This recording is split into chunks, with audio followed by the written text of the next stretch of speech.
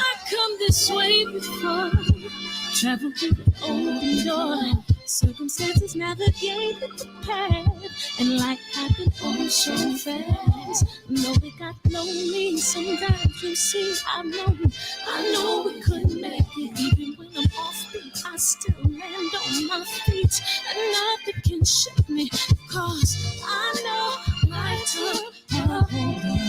I never. This is where I am destined to be. I'm not ready to give up. No.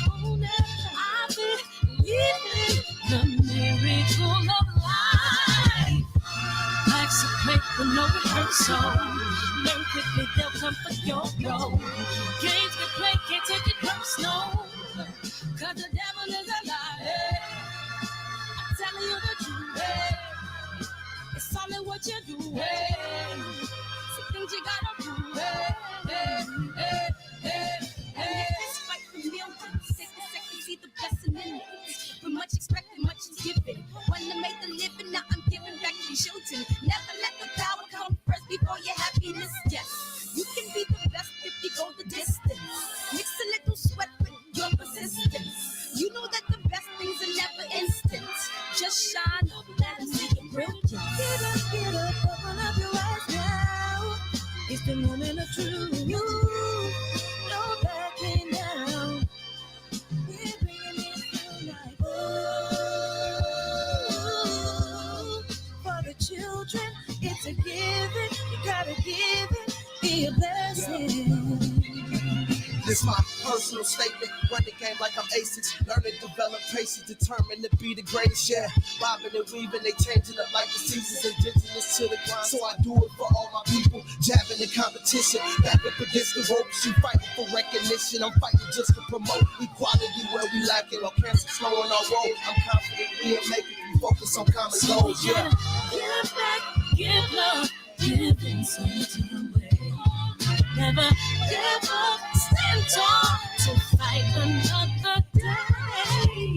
2 toes, 2 feet, I stand on the ground. I'm going back soon and fight this final round. Life's a fight for no rehearsal. Learn quickly, they'll come for your goal. Can't get played, can't take it personal. Cause the devil is a liar. I'm telling you the truth. It's all in what you do. Some things you gotta do.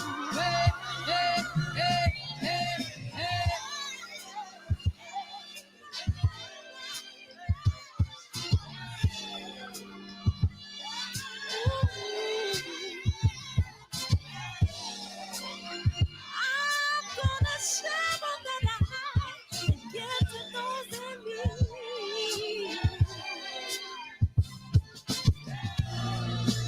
So we're gonna win this battle, fight that disease. No one can support you, believe that's young. We got to keep it open.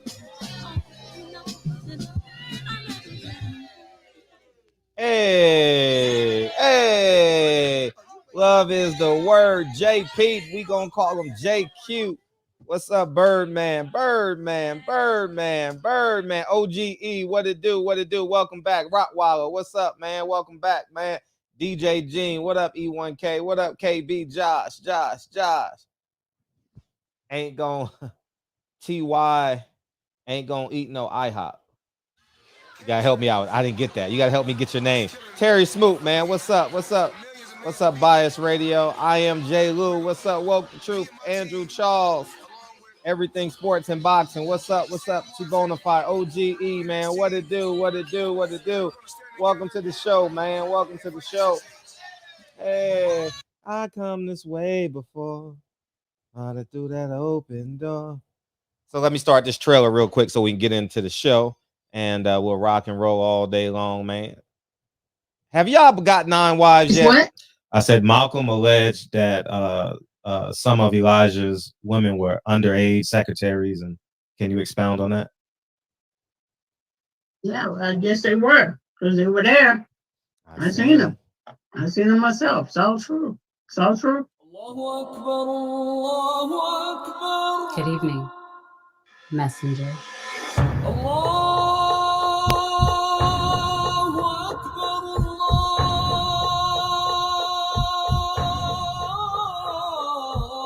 You convinced us that you were the last messenger.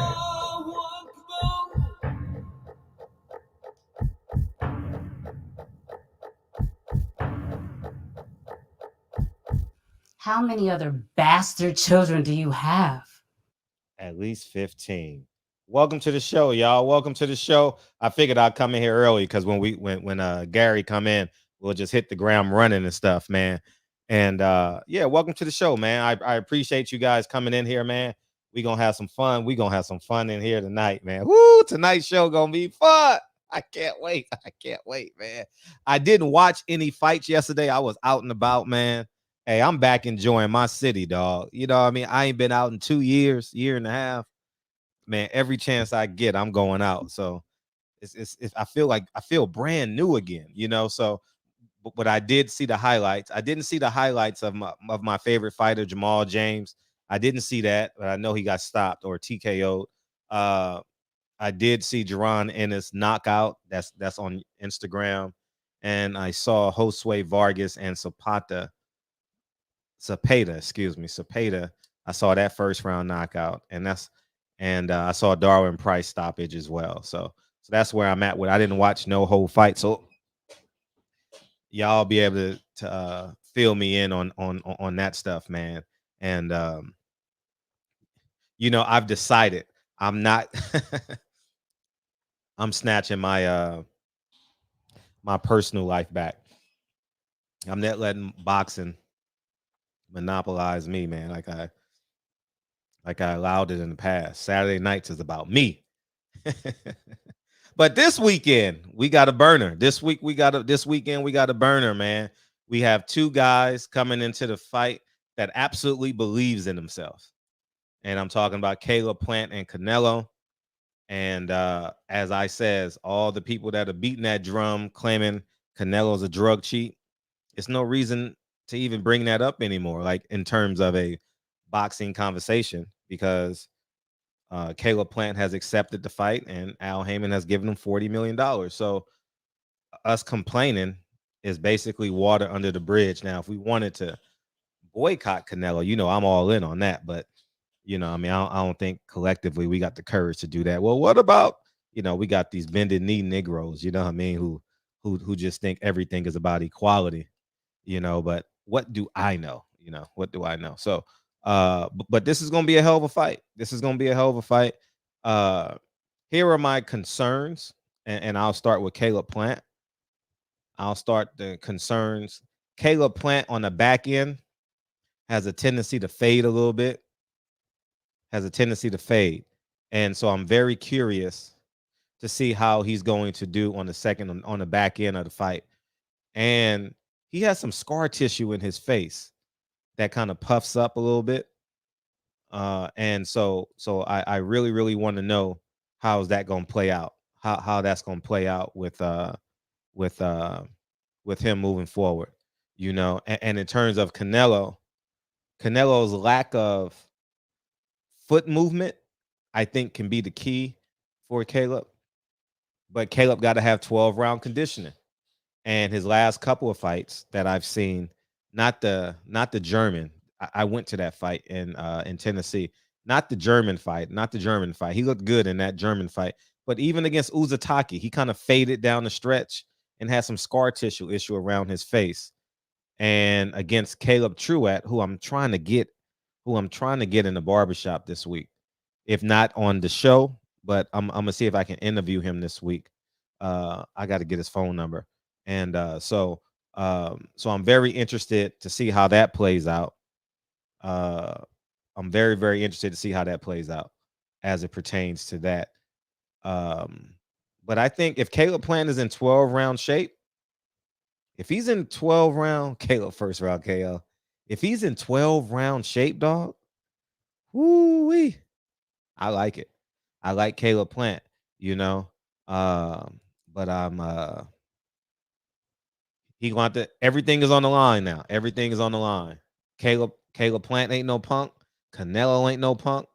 And this is what boxing's about, man. Two fearless warriors walking into the ring. You know, we had to we came up on, well, I came up on the short end a couple of weeks ago with Deontay Wilder, but two fearless warriors going into the ring, man.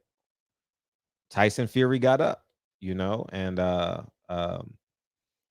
Wilder gave everything he could, and that's what we expect.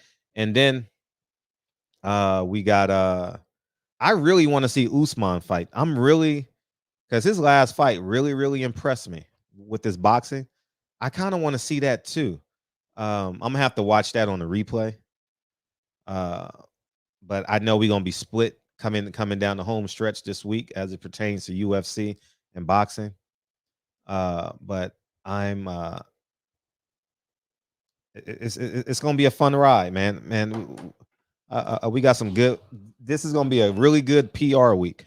It's gonna be a really good PR week. So I'm very interested to see how the interactions between Caleb and Canelo this week.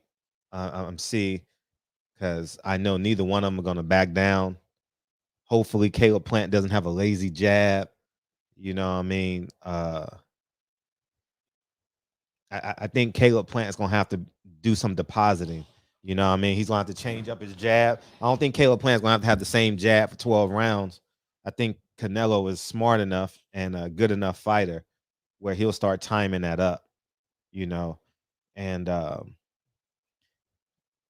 he's gonna have to, man, this is gonna be interesting because Caleb has a strength that's a Canelo weakness. Um, and do y'all know if they took VADA or not? I'm asking because I honestly don't know. Did they do VADA? Because I ain't seen no testing. Maybe I got to go to the VADA Twitter or something like that. The VADA Twitter usually tells us if VADA, if they're taking VADA. I have no clue. But anyways, in the meantime, between time, let's set the table for Gary come in here. He'll be here in about next 10 minutes or so. Rolly Romero. As I said, I can't. I'm just not going to do no speculation as it pertains to Rolly Romero because I think that would be unfair. Beyond, it's supposed to be 10 weeks. Ooh, that would be unfair of me because I don't know how to go half speed. So I'm gonna shut my mouth. And as it pertains, do I think he's innocent or he's guilty? You know, pure speculation. But I heard that there's a police report now. And with that being said, I've also heard reports that and that's why one of the reasons why Gary Russell's in here tonight, will be in here tonight, is because they could possibly be looking for an opponent. And I asked Gary Russell yesterday, I said, Gary, can you make a December 5th date? He says, hell yeah. So I said, come on the show and let's apply that pressure. And that's what we intend to do. I think Devin Haney should be doing the same thing. Hold on, that's Gary right there. Hold on. Hey, what up?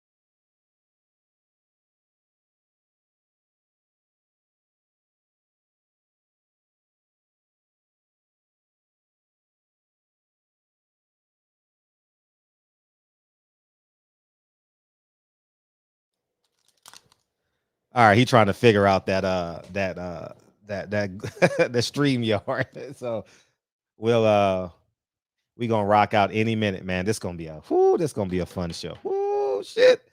This gonna be a fun show, dog. Man, what's up, Jelani? And so that's where we're at. I already know PBC, Floyd, and Al Heyman, because because this is the West Coast. They're gonna look for a for a Latino fighter, because that's what they believe, that's what they think, and it is what it is, man. And I could send them a Zoom link, but that would give us double volume. That would give us double volume. Maybe I'll try that. Maybe give him a Zoom link, but I won't be able to see y'all chats. We'll see if because he worked it last time, so we'll see. Hey, Batman, if you can help him out there, Batman, I'm not sure if you out there. Can you call him and help him out, and see if he gets it done? But yeah, if not, we'll just do the phone call, and we'll just do it like that.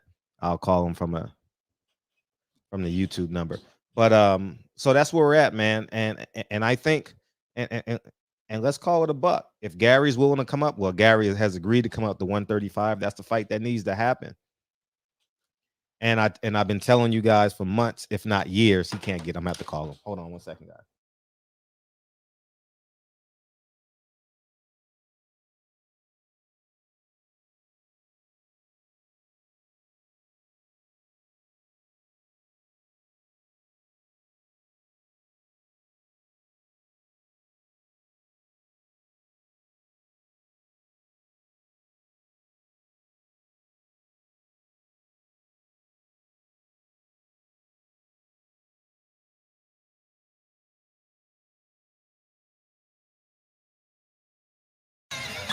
This way before, travel through the open door, circumstances navigated the path, and life happened all so fast. Though it got lonely sometimes, you see, I know we couldn't make it. Even when I'm off beat, I still land on my feet, and nothing can shake me, cause I know life took a hold on me. I never. This is where I am destined to be. I'm not ready to give up. I believe in the miracle of life. Life's a play for no rehearsal. Learn quickly, they'll come for your role. Games can play, can't take it personal. Cause the devil is a liar. It's only what you do. Some things you gotta do. It's fight for millions. Take a second, see the blessing in it. But much expected, much is given. One to make a living, now I'm giving back to children. Never let the power come first before your happiness. Yes, you can be the best if you go the distance. Mix a little sweat with your persistence. You know that the best things are never instant. Just shine up, let us see it brilliant. Get up, open up your eyes now. It's the moment of truth. No backing down. We're bringing it tonight. For the children, it's a given. You gotta give it, be a blessing. All right, we ironing out the kinks, man. We doing our best to iron out the kinks, man. I'm awesome. Oh, I'm awesome. Thank you so much. Thank you so much, man. Thank you. It truly means a lot, man. I'm just waiting on this man just to beam in. We got to get it. If not, we're going to do a voice, man. But y'all know we need Gary, man. That's the fight we need, man. We need this fight to happen, Miss T. We really need this fight. All right. And we're going to do our best to make this fight happen, y'all. We're going to do our best to make this fight happen. It's very, very important that we get this fight. And I think Devin Haney needs to be banging too.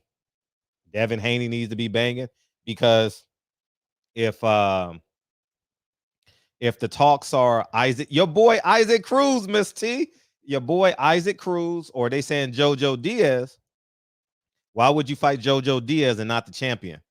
You understand what I'm saying?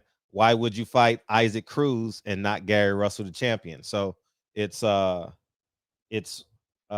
we got to make it make sense. Tank better take charge of his career before he be labeled a duck. You know what I mean? You got to fight somebody at some point. Tank is not in the seat, and here's what we got to accept.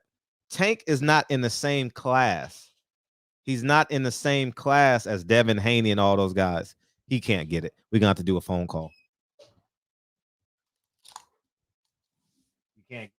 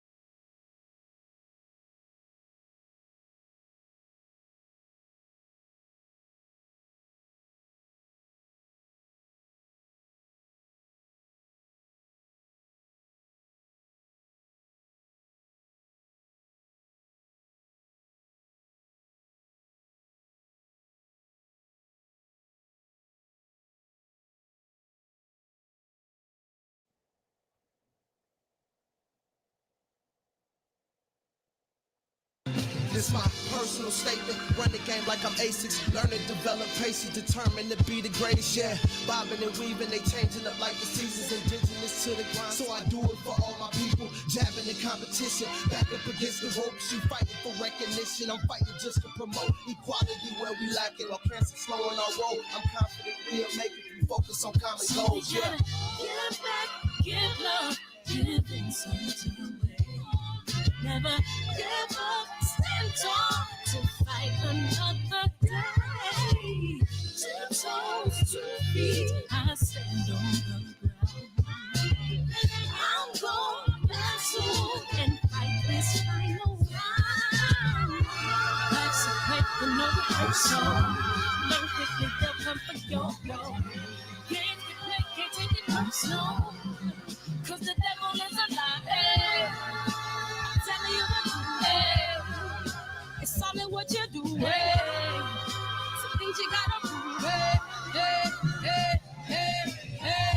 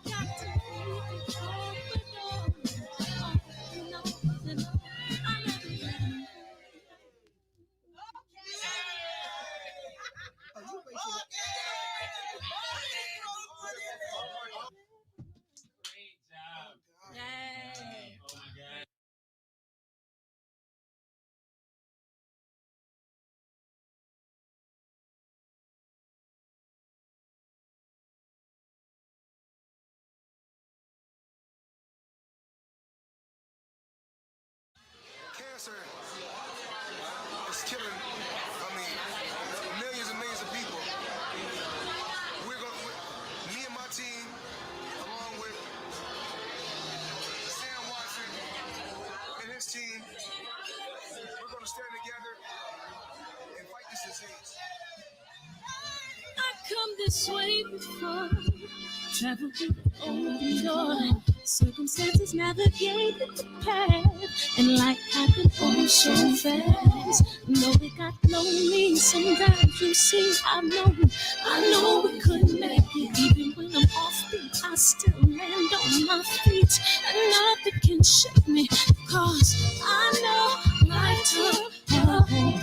I never. This is where I am destined to be. I'm not ready to give up. No, never. I believe in the miracle of life. Life's a break with no rehearsal. Learn quickly, they'll come for your role. Games get played, can't take it personal. Cause the devil is a liar. I'm telling you the truth. It's all in what you do. Some things you gotta do. It's fight for millions. Take a second, see the blessing in it. With much expected, much is given. When I made the living, now I'm giving back to children. Never let the power come first before your happiness. Yes, you can be the best if you go the distance. Mix a little sweat with your persistence. You know that the best things are never instant. Just shine, let them see your brilliance. Get up, open up your eyes now. It's the moment of truth. No backing down. We're bringing it through like for the children, it's a given. You gotta give it, be a blessing. This my personal statement. Run the game like I'm ASICs. Learn to develop patience, determined to be the greatest. Yeah. Bobbing and weaving and changing up like a season, indigenous to the grind. So I do it for all my people. I'm gonna have to do a phone call, y'all. We just gonna rock out with the phone call, and we'll do it like that, man. And we're gonna rock out. All right. We're gonna do it like that. And all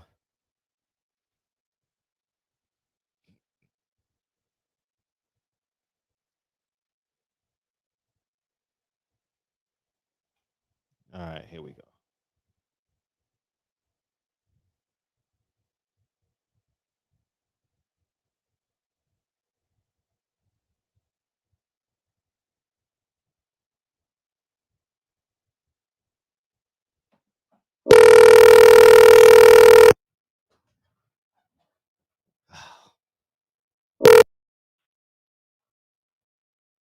Hello. Mr. Gary Russell, how you doing? Man, I'm good. Man. I'm laid back right now. Man, I wish he could have had you online because I know you want to really get into this shit. Man, it's all good. It's all good. You know, shit happens. Yeah. Hey, so before we get started, man, Shakur Stevenson, before we get, because I know we about to go ham on you maybe getting the fight. Shakur Stevenson last week. Did you get a chance to watch that fight? I caught clippings of it. I ain't watched the fight actual live, but I did get a chance to go back and check it out. And from a southpaw with high skill set and high intellect, what's your take on Shakur Stevenson? I think Shakur is a good fighter. I think he did what he's supposed to do with that level of opponent. You know, I don't take anything from the guy that he fought, but in my eyes, in a lot of people's eyes, he's somewhat of an overachiever. Herring. We knew him from the amateurs. He was okay, but he was never really one of them guys that you would really think would make it to that elite level. You know, but I mean, I think Shakur did what he's supposed to do with that level of opponent. Yeah, I thought he was very impressive. And Jerron Ennis fought. Yes, did you get a chance to see that? Yeah, I caught that too. I thought he did all right. I thought he did all right too. Yeah. I thought he did his thing too. Only thing with Boots, man, he gotta get his defense together a little more. Yeah, he was too upright. Know, because go ahead. Yeah, he gotta get his defense together a little more. He was getting touched with with shit that if it was a guy that had ample amount of pop or was turning that shit over the right way, the fight could have went a different way. I agree because I saw him closing a deal, and I saw his opponent go to his home run, and thank God that the home run was just a single, but I that probably could have changed because Marquez did it to Pacquiao, That's right. and That's right. basically changed the course of history, so stuff like that can really happen. How's your brothers doing? How's the family?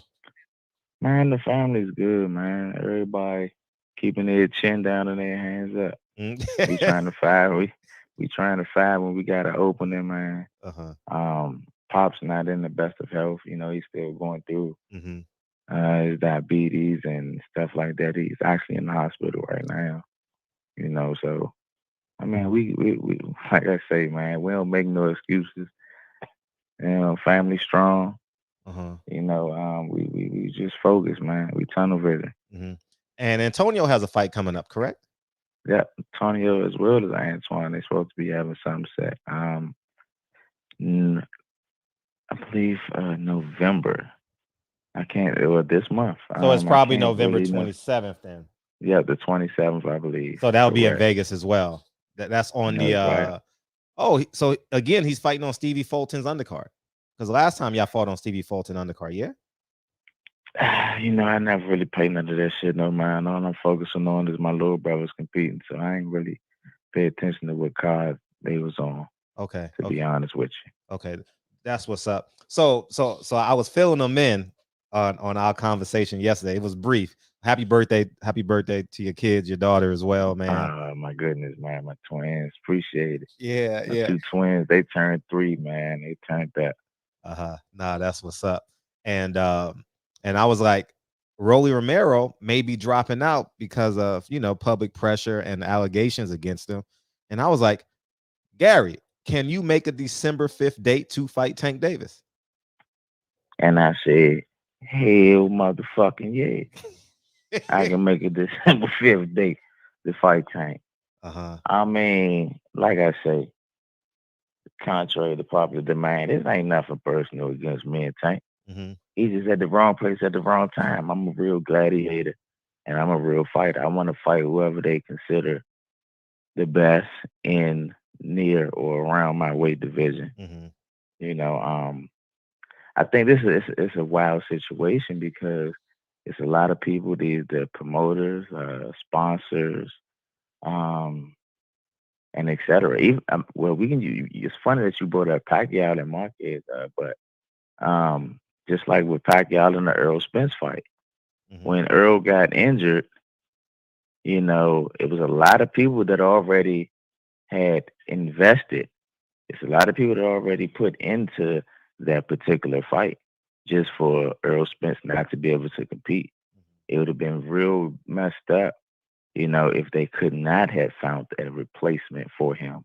Someone that was credible enough, that had a credible enough name, not just have a credible enough name, but is actually willing to take the fight on short notice, without having the proper training camp time and etc.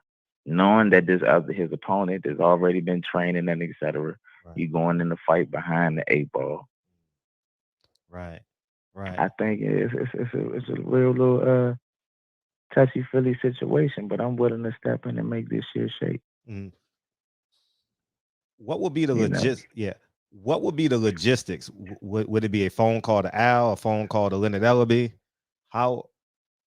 I think it could be. I think the logistics, realistically speaking, I think the fans, the media,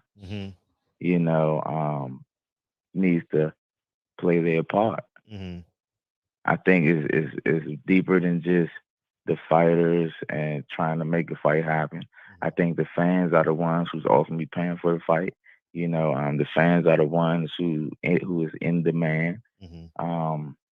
And I think the fans and the media are the ones who should definitely push it, and everyone should play their part simultaneously. Right. If the fans play their part and push for the best to fight the best, this is the perfect opportunity. It's no one else in the sport of boxing right now that has a credible enough name that would be willing to step in less than a month's notice to take a fight of this caliber. Right. And the You names know, mentioned that I heard today was Isaac Cruz and your former opponent Jojo Diaz. Isaac Cruz. I don't know who that is. JoJo. That's a good one. I think that's a relevant enough name. That's good. I can see them trying to go that way if they want to stay away from me. But at the end of the day, if you want to put a name on your resume,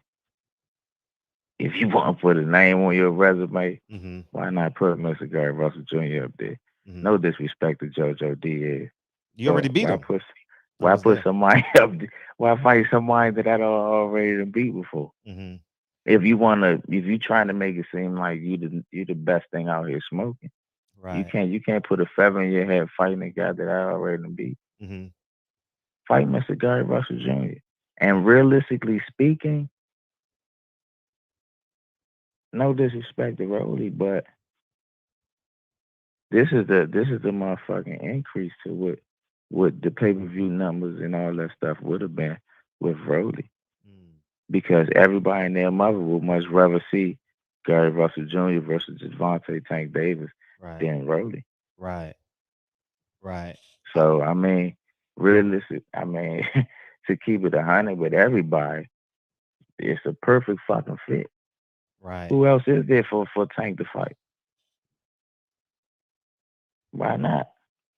And you guys are on the same promotional street, more or less. And we on the same side of the street.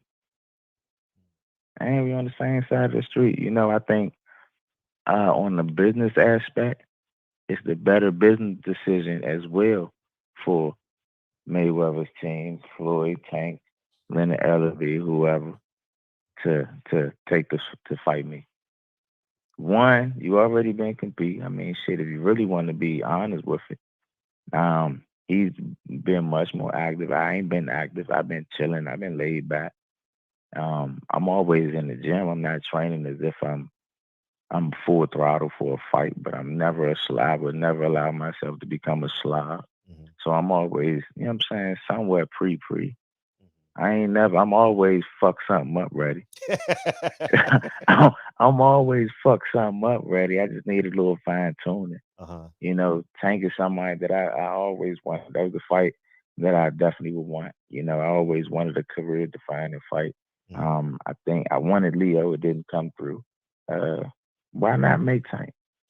I'm willing to move up 2 weight divisions, take the fight on less than a month's notice.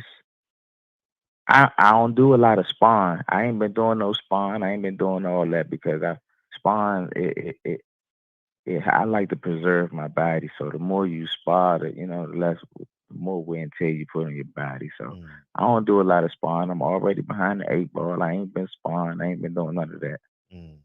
But I'm still willing to jump in this motherfucking fire and make shit shake. What's up, Floyd? What's up, Tank? What's up, Leonard? Let's make something boogie.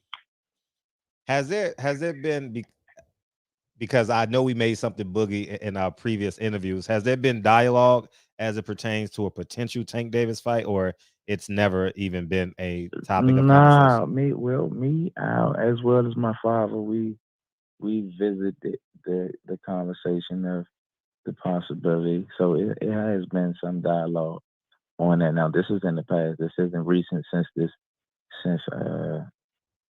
things that came out that Rody is not going to be able to take the fight. You know, but we have discussed the fight because it's always been something that's been on my radar. It's always been a fight that I wanted. So we have been discussing it and we have had dialogue on it. I think with this situation right here, when you already had something solidified or you feel as though you already had something solidified and set, and then a catastrophic event like this occurs and you cause for one of the fighters not to be able to compete, you know, everybody's already committed. Everyone has already been committed as far as the network, as far as pay-per-view, etc. Everyone's committed. Now what happens? Y'all gonna find a bullshit replacement opponent, or y'all gonna let Mr. Gary Russell Jr. step in? Right. Right. You Do know what you I'm saying? Or you gonna let Mr. Gary Russell Jr. step in? One of the most credible names that Javante Tank Davis could possibly have on his resume. mm, do you And one of the most lucrative money fights that Javante Tank Davis could make at this point in his career. well, I think it'll be the most lucrative, to be honest with you, in terms of level of competition and or opponents. That's right. And I would be the most credible Mhm, opponent that Javante has had mhm. in his entire career. Right. Right. Do you Give think the fans a real fight. mm, do you think Floyd is protecting Tank Davis? You got to like Hell yeah. Hell yeah. I think Floyd protected him. It ain't no motherfucking secret. mm, That ain't no secret. why is that? Why? Yeah, because he's a talented fighter now. I mean, I think maybe he just had added interest, man. I mean, I think when Floyd came up in his career, Floyd never fought the best guys that were there available for him to fight. I think he was very selective about the people that he competed against as well.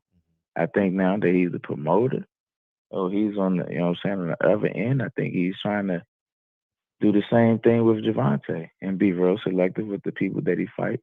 Not let them fight them when they feel as though that they're at the top of their game. He would rather be strategic and wait for them to get older or show signs of slowing down or something like that, and then try to fight them or something. Mm, I personally don't feel like that's how real gladiators should move. Not in the sport of boxing. I feel like the sport of boxing is getting weak and is getting watered down. mm, Let the best fight the best. right. You know what I'm saying? Let the best fight the best. Fuck it. Mm, May the best man win. But I think a lot of these promoters and managers, they had added incentive, when it comes to these fighters. mm, They rather protect them and continue to make money off of them for maybe the next 3, 4, 5 years of their career. It'll be a little difficult for them to do that if you let them get in there and they fight someone that possibly beat them and take a little bit of their stardom from them. right. Right. And then now that's putting a little damper in their pockets. Mm. Now what I think that, huh? no, I'm sorry. Go ahead. Continue, please. Nah, go ahead, go ahead. What do you make of Tank Davis? Do you think he's a willing dance partner or do you think he's ducking? Man, I ain't even gonna hold you. I think, I think if he's a willing dance partner at this point, I think he's a willing dance partner at this point just to save face because everybody in his city and everybody that's involved in the sport of boxing, I'm like a fucking plague to him. I'm like a plague. I'm the one person that's like, I don't give a fuck about none of that shit you did in the square with none of them other motherfuckers you done fought. I'm trying to see you. And I've been trying to see you. I've been hunting Shorty. I've been hunting Shorty for the longest. Nothing ever shipped. It could have been from his promoter. It could have been from his coaches. It could have been just genuinely from him. Um, my honest thoughts. I don't think Tank want to fight me. Mm, I think if he do want to fight, I think it's just merely at this point to save face. You know what I'm saying? To try to save face. right. You know what I'm saying? That's it. That's all. How does it I work think on I think I think overall he knows I'm a more talented fighter than he is. Mm, When he came up in the amateurs, it was nobody for him to look up to in our area other than the Mr. Gary Russell Jr. I was the one that was making shit boogie. right. I was the one that was doing shit. I was the name that was always mentioned when he was coming up in the amateurs. Right. Now, on the back end, how does that work with PBC? Do they present you a fight or do you go to Al and say, I want this fight, or he comes to you and tell you? How does that work? Well, I think as of now, they motherfucking running around like a chicken with their head cut off. Like, oh shit, this fight fell through. We need to figure something out. I think right now they trying to find a fight. I don't know if at this point would they be coming to me to present a fight, or would they just be willing to open the floodgates to see who's the next credible opponent? Like I say, the next credible enough name that is willing to take the fight, and within a short notice. Mm, I think that's what it's going to come to us at this point. right. Do you think that PBC, Al Heyman, or Floyd have been doing their best advocating on your behalf? Nah, Mm, I don't think they've been doing their best advocating on my behalf. mm, I can't speak on the behalf of PBC and Al. But I mean, shit, PBC is Al, is fucking Floyd, and that's the whole little mix. That's our side of the fence. yeah. Um, but I don't think that they've been doing everything they can to advocate Mhm. to let the best fight the best. These are the same people that stated that they ain't trying to do no fights unless they ain't fighting nobody but people that's on their side of the fence Right. Right. or people that's in their organization. Because now that I think about it, wasn't Broly like one of Floyd Mayweather fighters? Yeah, he's a Mayweather fighter. Okay, so it's a Mayweather fighter fighting a Mayweather fighter. So Right. it seems like they just trying to control the real estate, if you ask me. They playing Monopoly and they already got the pieces on the board and now they trying to let people play. You know what I'm saying? That's an unfair way to play Monopoly. I don't know if everybody play Monopoly, but if you play Monopoly and you are you and all your peoples, you know what I'm saying? Y'all already got the board locked down. And then you say, all right, come on, everybody else can come play. It don't matter if anybody else come and play because wherever you touch at, you gonna have to pay. Mm, When you shake them dice and you roll them motherfuckers, whatever you land on, you gonna either have to pay me or one of my friends because we already got this shit locked in. We already done brought up all the real estate. yeah. And I think that's what the situation is right now. And I don't think I am and they want to keep the real estate within they want to keep the real estate in house. That's why Floyd was that's why Tank was about to fight Rody. A Floyd Mayweather fighter was about to fight another Floyd Mayweather fighter. right. Right. Right. I think this situation because he couldn't fight him. Now that threw a monkey wrench in their shit. I think this threw a monkey wrench in their plans. Oh shit, damn! Now we can't do what we want. Fuck, he can't fight. We gotta. There's too much money on the line. We gotta find somebody to fight you now. Mm, Shit, it's out of our control now. Now it's whoever the fuck the fans is pushing for. Now it's whoever the fuck the masses is pushing for. Because if we go and fight somebody else, and everybody else is saying, and the masses, all your followers and shit is saying, nah, we want you to fight this motherfucker, but you trying to fight Joe Blow or Boo Boo the Fool over here, the fucking taxi cab driver. mm. Motherfuckers gonna start looking at you sideways. Facts. Facts. And it ain't like motherfuckers ain't already looking at you sideways. Nah, you're absolutely right. And can we get clarification on what happened with you and Ray Vargas? Because now he's fighting, and how did he get out of his mandatory position versus you? Man, listen, I have no idea, man. That shit is crazy. It made no sense to me. Maybe the fans could, help put their noodle together as well. But I think it was a little strange that not too long ago Ray Vargas was announced to be my mandatory opponent. They was hyping him as one of the next best small Mexican fighters in the world. Um, I forgot his record. He's like 30 something and 0 Mm-hmm. or something like that. But he can't fuck with me. Mm-hmm. He can't fuck with me. He's decent, but he don't got what it take to fuck with me. He was on a 2-year layoff and he had a broken leg or something like that, and he ain't fought nobody since. Mm. But for some weird reason, the WBC mandated for him to be my mandatory opponent. Not only did they mandatory for him to be they mandated for him to be my mandatory opponent, but the fight went to purse bid, and the purse bid was canceled, meaning that both parties had came to somewhat of an agreement. So there was no need for us to go to purse bid. And mysteriously, comes to find out, I'm not fighting Ray Vargas. Ray Vargas is fighting some other guy that's like 24-4 He's a on tour. Canelo's undercard. but it was never brought to my attention. Mm. Do you So I don't know. do you think that the well, I just asked you this, but I'll ask it in a different way. What can Gary Russell do moving forward? Because fans say, "Oh, Gary, you fight once every 2 years. We don't care."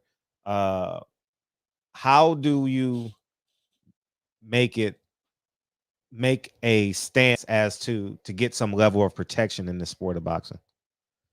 Well, we don't have like I say, every other sport has an entity connected to it or a safety net connected to it or some sort of a union to protect the individual that's competing in the sport. We don't have that in the sport of boxing.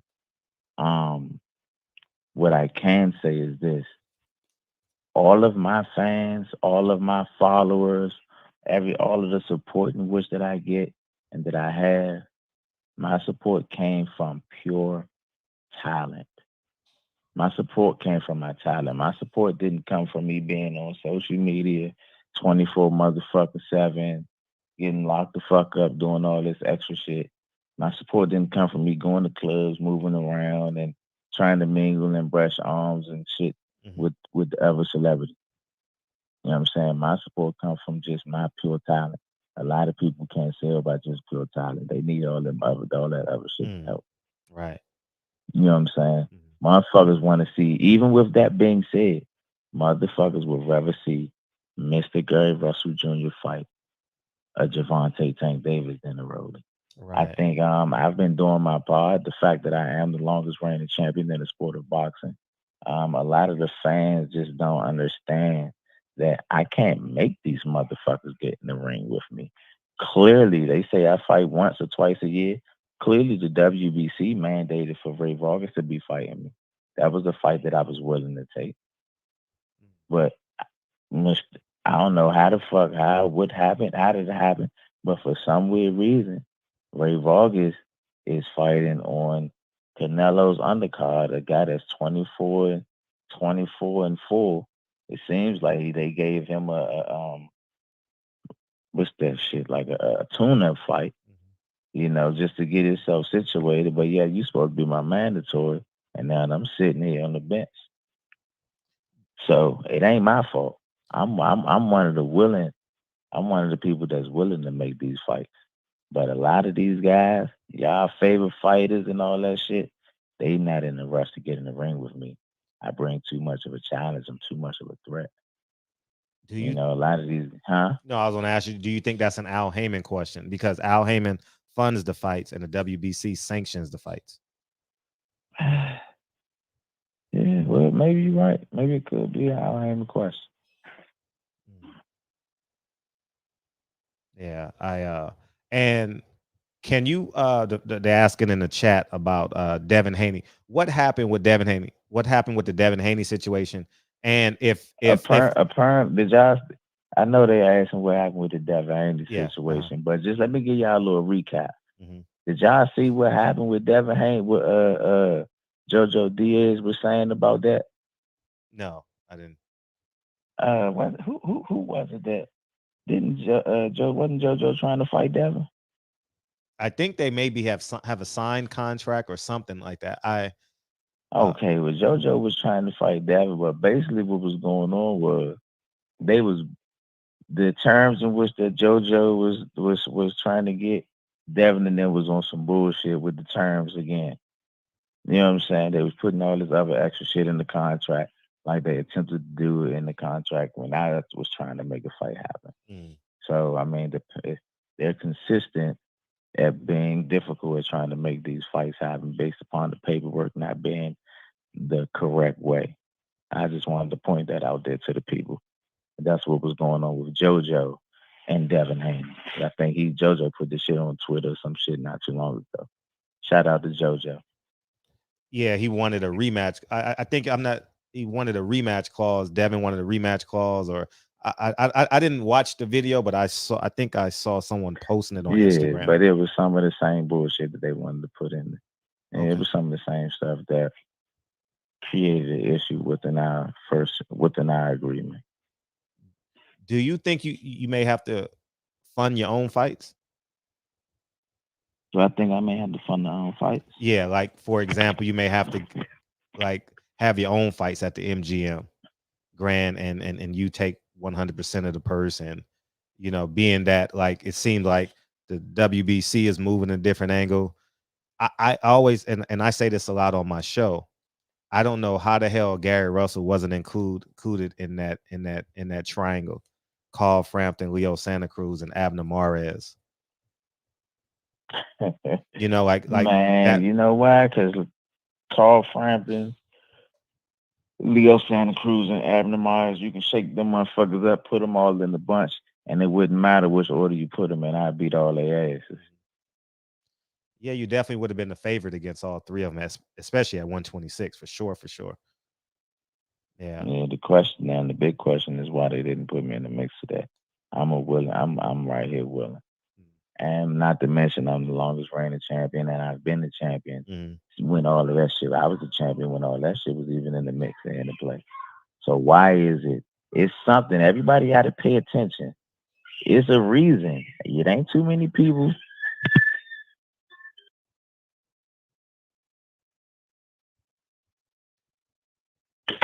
It ain't too many people that's in a rush to try to get my title from. Back when people was trying to get these titles, they wanted these belts. It ain't too many people trying to rush to get them now. Yeah. There ain't too many unification matches to try to get this 126 WBC belt. You don't see none of that shit happening. Ain't too many people raising their hand trying to hop in this motherfucking fire. You want to take some questions from the fans? Of course. Okay, good. We got all right. Go ahead, Deacon. Hey, too blessed to be stressed and highly favored, too anointed to be disappointed. What's good, family? Oh man, what's going on, man? Hey man, I'm blessed. I wanted to get in, man, and holler at you, man. I want to ask you some questions, and also something Fred said. He asked you a question about. Damn, it slipped my mind. It'll come to me. It was. I didn't get the right answer because it wasn't fully answered. But I waited so long, I forgot the damn question. Forgive me. But anyway, and you know, I'm gonna speak to you, and I don't sugarcoat. I'm gonna come to you, and I'm not gonna never be disrespectful to you. I respect you a hell of a lot, and I'm on record saying I believe that you really wanted the Devin Haney fight, and you also have a good brother. World Combat. He put it on my ass because he thought I was trying to shit on you, and I wasn't. You know, you know what the conversation was. We was having a conversation about Bill Haney and you and Devin, and I was like, the reason why it seems that Devin is getting more support is because Bill Haney is always on everybody's platform advocating for his son. You know what I'm saying? Yeah. And all I was saying is I want to see more of Gary. You know what I'm saying? And to tell you the truth, what you're doing is better than Bill advocating for his son, because you, the actual fighter, is on the platform advocating for himself. I think that's more raw, that's more authentic, and that will get more people attentions to me. What you say? Mm-hmm. Yeah, Bill is being a daddy for his son. His right. Son is still moving right. His son is Devin Haney. You know, he's still moving like, I'm not gonna say he's still moving like a boy, but he's still moving like a boy. He's moving like a younger. He is a younger. You know, he still need his daddy to go out in front of him and handle certain business for him. When you become a man, you handle shit on your own. Right. You know, it's one of those type of situations. You know, so right. It is what it is, and people fail to realize before any of this shit came about, before this whole barbershop conversation came about with me and Bill Haney, I was the one that took the initiative before the pandemic had even hit to try to make between me and Devin Haney. I was the one on the phone talking to his father I was talking to Bill, saying, Bill, what's up, Bill, man? We can make something happen. We can make this fight, man. When this shit ends, when this pandemic shit closed, we can be the first motherfuckers. We be the first people out boogieing. And we can be able to make this, maybe about this amount of dollars, such and such and such. Man, what you think, man? Go holler at Eddie and tell me what you think. Man, what's up? We might can make something shake. I was hollering at him, telling him that, yeah, I'm trying to see your son. Yeah, we trying to make this fight happen. But it never transpired. Bill came on the show and openly admitted that once I said that to him and it made the initial approach to him to try to make a fight, that he never even came back and responded with any rebuttal or none of that shit. Do you remember that, Fred? I do. I do remember the conversation. I don't know how it ended though. I don't know. No. I mean, he basically just was saying that, I gave him a figure in which that we could possibly, I remember that. come up with, and he never came back and responded. He never gave me any rebuttal to it. It was never, it was never nothing until we got on the show. He was like, well, I just thought that the number was just so outrageous. It didn't even call for me to try to respond to you. But that's not how you do business when you're really trying to make something happen. It's always a counter offer to something. You never even gave me a counter offer. You just I remember that. Right? So you remember that? Yeah, I remember that.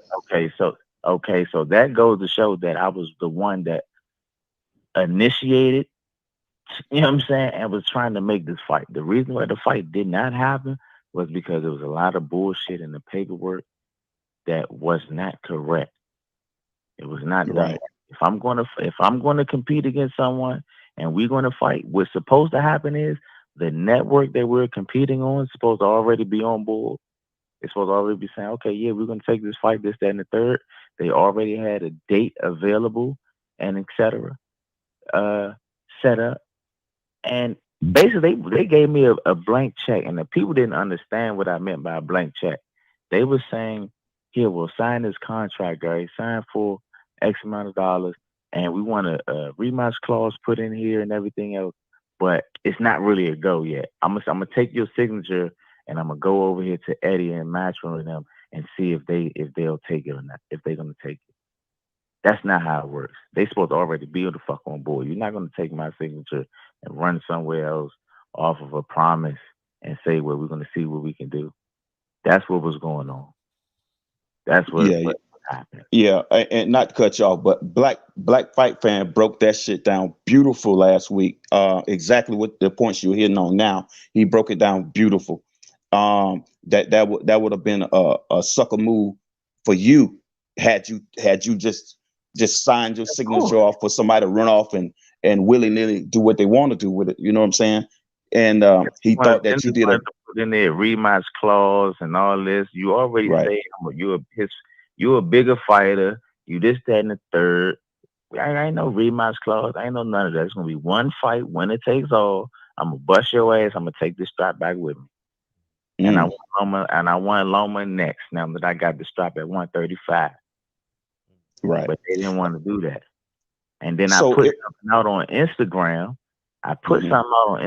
This guy was like a whistleblower. I don't know who this guy was, but it just came to me.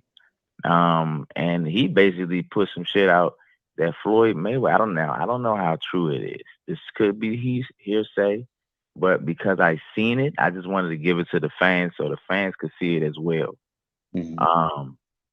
And this guy pretty much went and said that Floyd Mayweather was telling Devin Haney and Tank Davis when these guys don't fight Gary. That's a bad fight.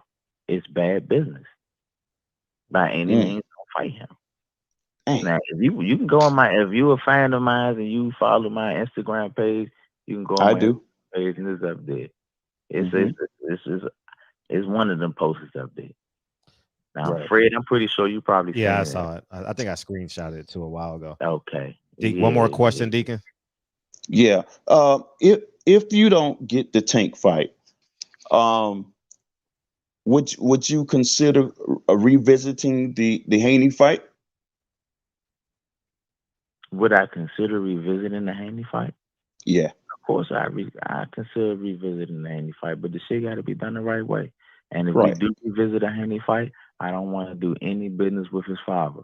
I don't want anything to do with Bill Haney. We need to go directly to the promotion, to their promotion, to the people that's promoting it. We need to go directly to the zone, the Masham, Eddie, whoever the fuck it is that's dealing with it. That's what we need to go directly to. I don't want to middleman anything. We need to go right to the source.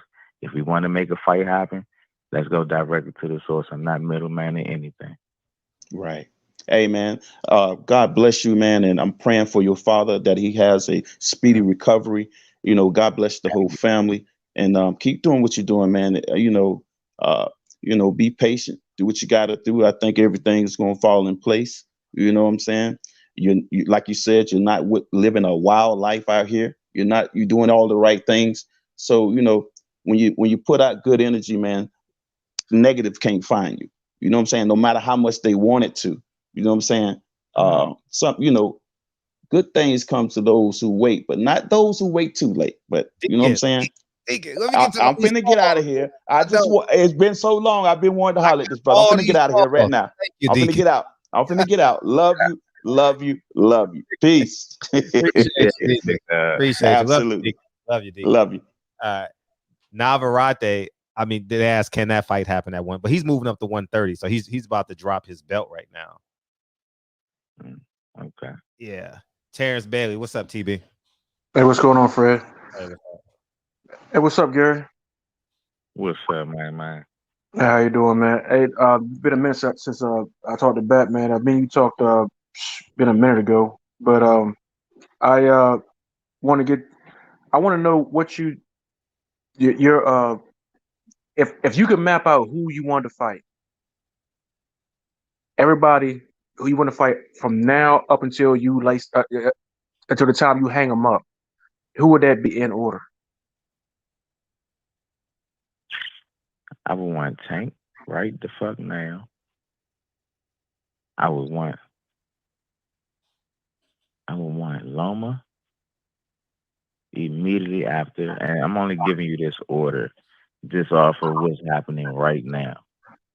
The fact that Javante Tank Davis fight is just fell through and they're looking for a replacement opponent, I would want Tank right the fuck now.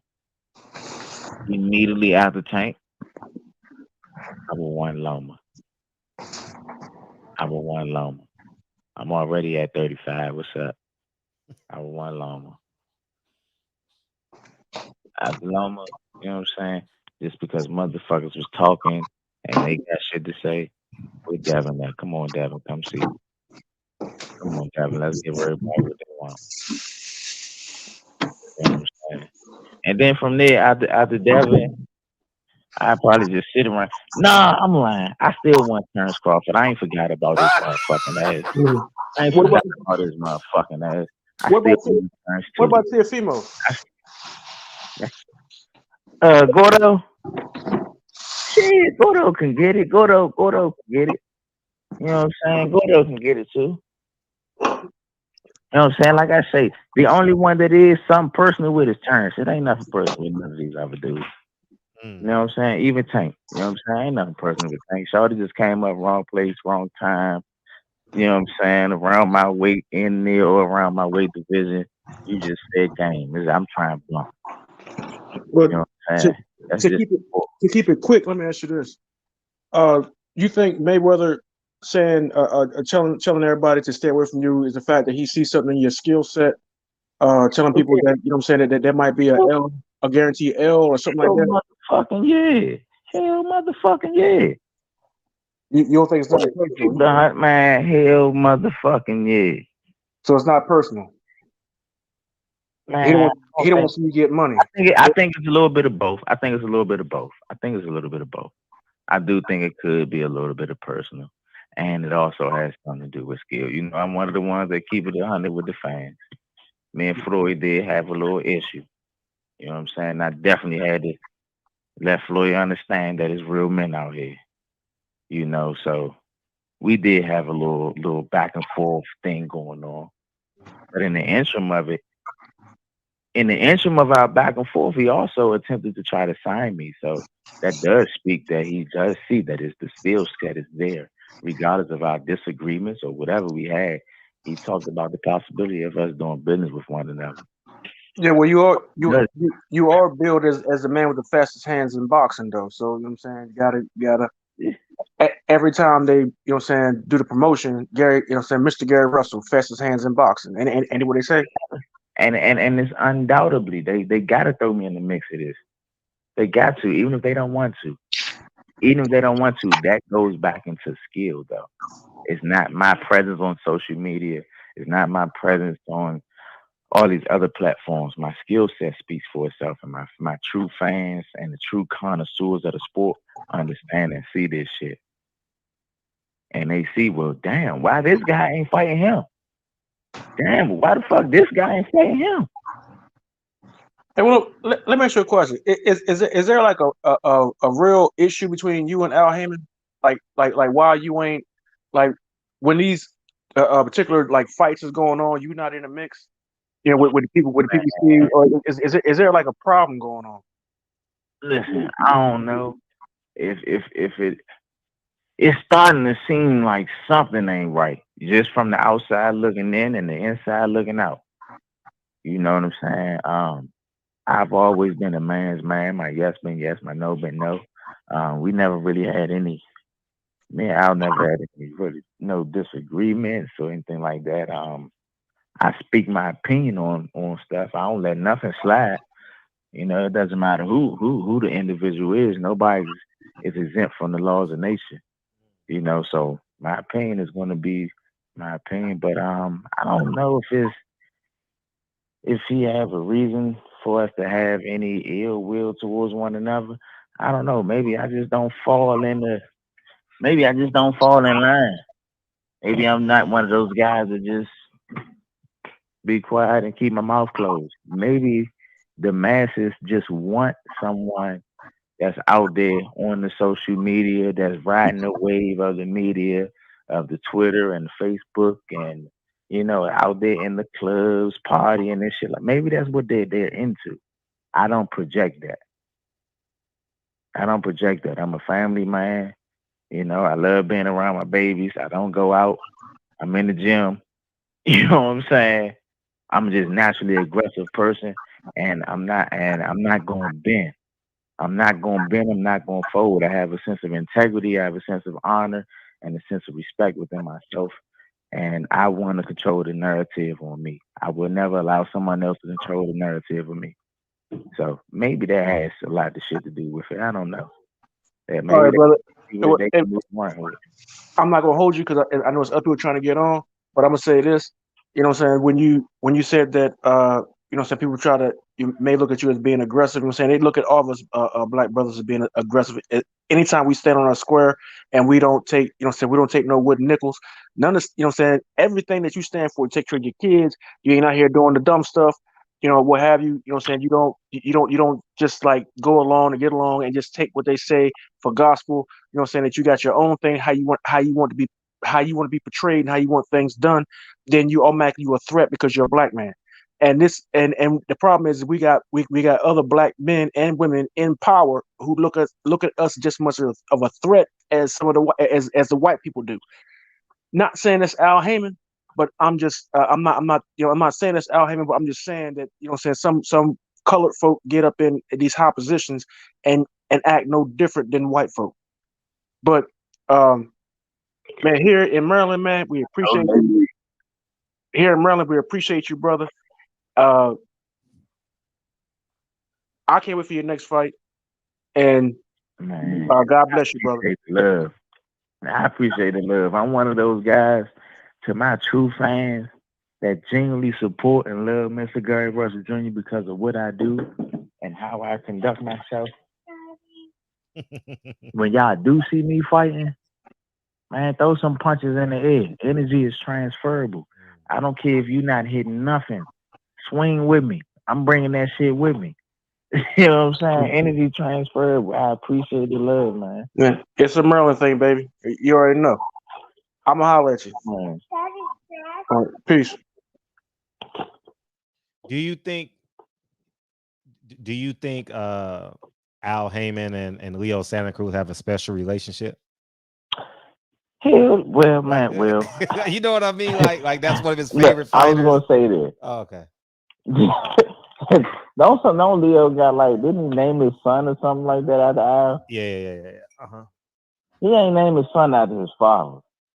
He ain't named his son after his daddy. He ain't named his son after his brother. He ain't named his son after his uncle, his grandfather. He named him after Al Haymon. And maybe that was just him saying, I appreciate Al for helping me in my career, helping me along in my career. I don't know. But that's some sentimental shit if you ask me. Right. So right. I can't Right. I don't know. Right. No, I agree. That there was Boxing Hacker says, "Hey Gary, what really happened in the sparring match with you and Shakur?" I think you answered that on the last interview. Go back to the last interview. He answered that already. And Shakur, and I ain't gonna lie, Shakur actually answered that in one of his interviews as well. Mm-hmm. Yeah, he sure did. He answered that in one of his interviews as well about me and someone asked him about me and Tank, who would win or who hits harder between me and Tank. Mm-hmm. And Shakur, I think he was being honest. He said that he sparred with both of us, and the hardest that he's ever been hit was by a right hook by Mr. Gary Russell Jr. Gotcha. Before we get to the caller, can you break down Crawford and Porter?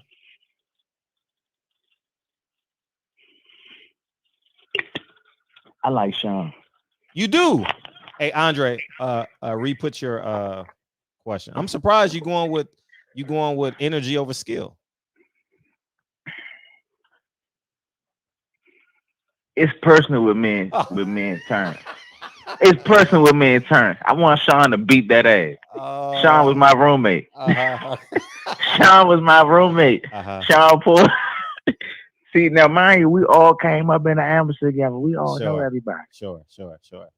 It was never personal with anyone else. Like I say, you know what I'm saying? We was all gladiators, and we was in the same business. We in the hurt business. It's the hurt business. But I think that you say skill over tenacity. Yeah, that's okay. a greater I am gonna give you this. I do believe, because I ain't never been a hater. I do believe that Terrence is a better technical fighter, better technically than Sean Porter. I don't feel as though that he can match the tenacity that Sean is going to bring. I think in order for Terrence to be able to execute that, to utilize his skill set, he would need space and time. I think Sean is going to crowd him in spots, and it's going to force him to do things that he's not comfortable doing. He's not going to give him the time to do certain shit. You know what I'm saying? I think he's going to corral him. And to be honest with you, I think Terrence is better technically, but I don't think that he's a complete fighter. I don't look at Terrence as a fucking complete fighter either. Right. I don't think he has a great fucking inside game. I don't think he's equally as good inside as he is outside. I don't think he shines on all sides. Gotcha. I think he's only good in his one particular element in which he's good at. Right. He's not good on multiple different levels. In order for somebody to be good in my eyes, let me see you do that same shit in multiple different ways and be just as effective. Now you got my attention. Right. Terrence Crawford don't do that. He's only good in his own particular field. I think the shit that Sean is going to bring is going to make him uncomfortable. And it's not going to give him the time or the space to be in a place that he's comfortable with being. I think that's what's going to give him problems in his fight. Okay. Andre, I'll call her. Give me 1 second. Andre asked, if Leonard called with an opportunity tomorrow, do you already have a number you will take the fight at? You know, Leonard loved to say the phrase outprice himself. Yes, I do, and I will not disclose it to anyone out here, to none of the fans. Mm-hmm. Got that. 210. What's up? What's up, Fred? Hey, what's How up, you man? feeling, man? How you doing, man? Hey, Gary, how's it going, man? It's cool to talk to you, man. You're one of the guys that I want one of my boxing gloves signed, man. You you're one of the guys that I feel like been dealt a wrong hand, man. You got a lot of skills, and it's crazy to see it. You know, it's almost like you've been blackballed out of this business. And I was just telling Fred the other day, I think that's what brought it to his mind. But ain't no doubt, favorite fighter of him is Leo Santa Cruz, man. We was talking about that, and it's crazy that like the protection he got, the fights he got put under, the way he financially got taken care of throughout his career is crazy. That someone with a skill set like that, uh, you know, been basically pulled out of the sport, man. We haven't been able to see you. We see you once a year, and it's just crazy to think that. I think as fans, we need to stop, like, man, just read between the lines, guys. Like, some people got NDAs, they can't talk about certain people. You know, you got to put out honey to bring some people to the table. Man. It's crazy, man. I just don't see why. No, I totally agree, and I think the fans have to hold themselves accountable as well for supporting a lot of the bullshit that's going on in the sport and not speaking up when it comes to a lot of the shit that's going on in the sport. You know, because ultimately we the fighters, we're here to entertain the fans. Y'all are the one that's paying to see what the fuck y'all want to see. You know, y'all are the ones that ultimately have a voice and can force the hands of the managers, the promoters, and even the fighters. If there's enough fans that's in demand saying, no, we don't want to see that shit. We want to see this shit. The networks, the promoters, the managers, and even the fighters, guess what? They're gonna have to get on board because y'all are the ones that's controlling the revenue. Y'all are the ones that's paying for all this shit. Right. As well as the media, as well as the media crew. The media crew needs to play their part as well. We have to do it all simultaneously. We can't do it a little bit here. Now, sometimes the fans might get involved, but while the fans involved, the media crew, they chilling. They ain't saying nothing. You know what I'm saying? Or I might be one of the fighters that you might see that's getting blackballed, or you might feel as though it's getting blackballed, or because of the skill set that I might bring, or etc. I might be out here voicing my opinion and talking. But if I'm doing it by myself and I'm not getting the support of the fans and I'm not getting the support of the media team and vice versa, or if y'all doing it and y'all not getting the support of everyone collectively, it's gonna fall on deaf ears. Yeah, I feel that's 100% fact, man. It's crazy to think here they have, you know, me personally, I think you beat Loma, you know, but even then, if they don't think you beat Loma, you definitely, you know, skill for skill, you match them, and they pay him as a god, you know, like this guy. They marvel at his footwork, they marvel at this and that, and it's crazy from that fight on, they tried to dispose of you. So, and from that fight on forth, but from that fight on, yeah, I beat the shit out of everybody that they put in front of me. 100%. I'm one of them. I beat the shit out of everybody they put in front of me. Everybody had to get the wrath of me being overweight and not being smart enough at the time, or not having the information at the time, because I was 5.5 pounds overweight before the Loma fight, to say, you know what, fuck this. I'm not even going to attempt to lose this weight. Y'all can go ahead, find me, but I'm going to keep my energy and I'm about to beat his ass. But ever since then, everybody had to get the wrath for that. I'm one of them fighters that you don't even see barely lose a round in copy box records. You look at Javante, this motherfucker always coming behind in the scorecards. He need him a knockout to win. Right. Yeah, man, it's good to finally talk to you, man. Like I said, I'm gonna get a glove signed by you. I don't know when, but it's gonna happen, man. You one of those guys that, man, I respect. You still out here grinding, man. You stay in the gym. Even through thick and thin, man. You know, all these other guys Even through thick and thin. fighting bumps. It's a lifestyle to me. It's a lifestyle to me. It is. Yeah. If I get, I'm gonna tell you something. I'm gonna let you in on a little secret. If I get irritated, if I get frustrated, me and my fucking wife, we could just be not seeing eye to eye when it comes to certain shit. I'm one of them type of people. I'm gonna balance my irritation, my frustration, or my bullshit out with substance. Where I'm from right now in DC is 1:20 in the morning. Let me really get irritated or frustrated. I'm one of them people that'll get the fuck up and I'm on my way in the gym at 1:20 in the morning. It's me solo dolo grinding, getting my frustration off.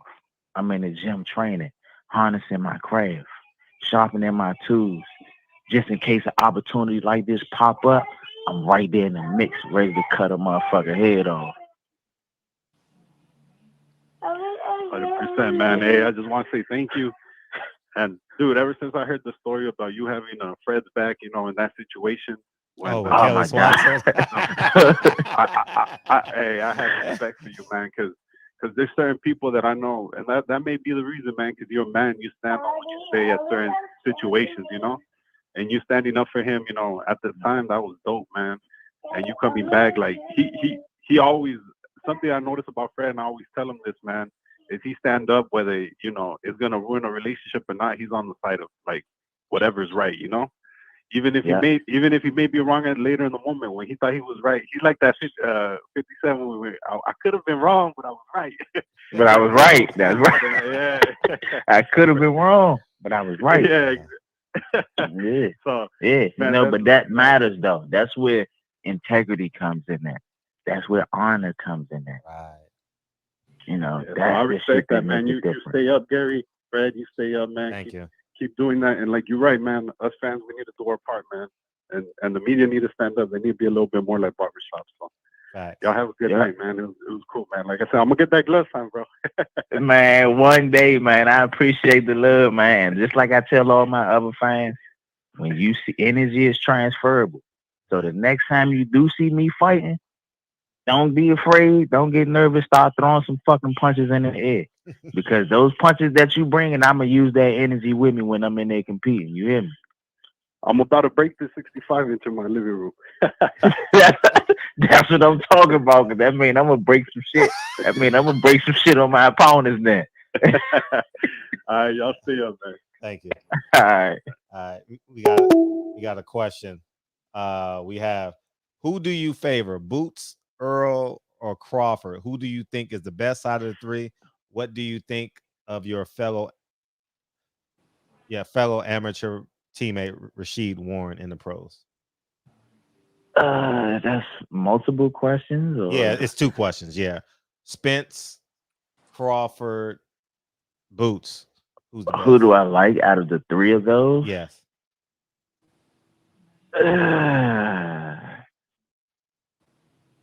I ordered them in the same weight class. Yep. So Ennis is in the same weight as him? I thought he was a little bigger. Yeah, he's 47.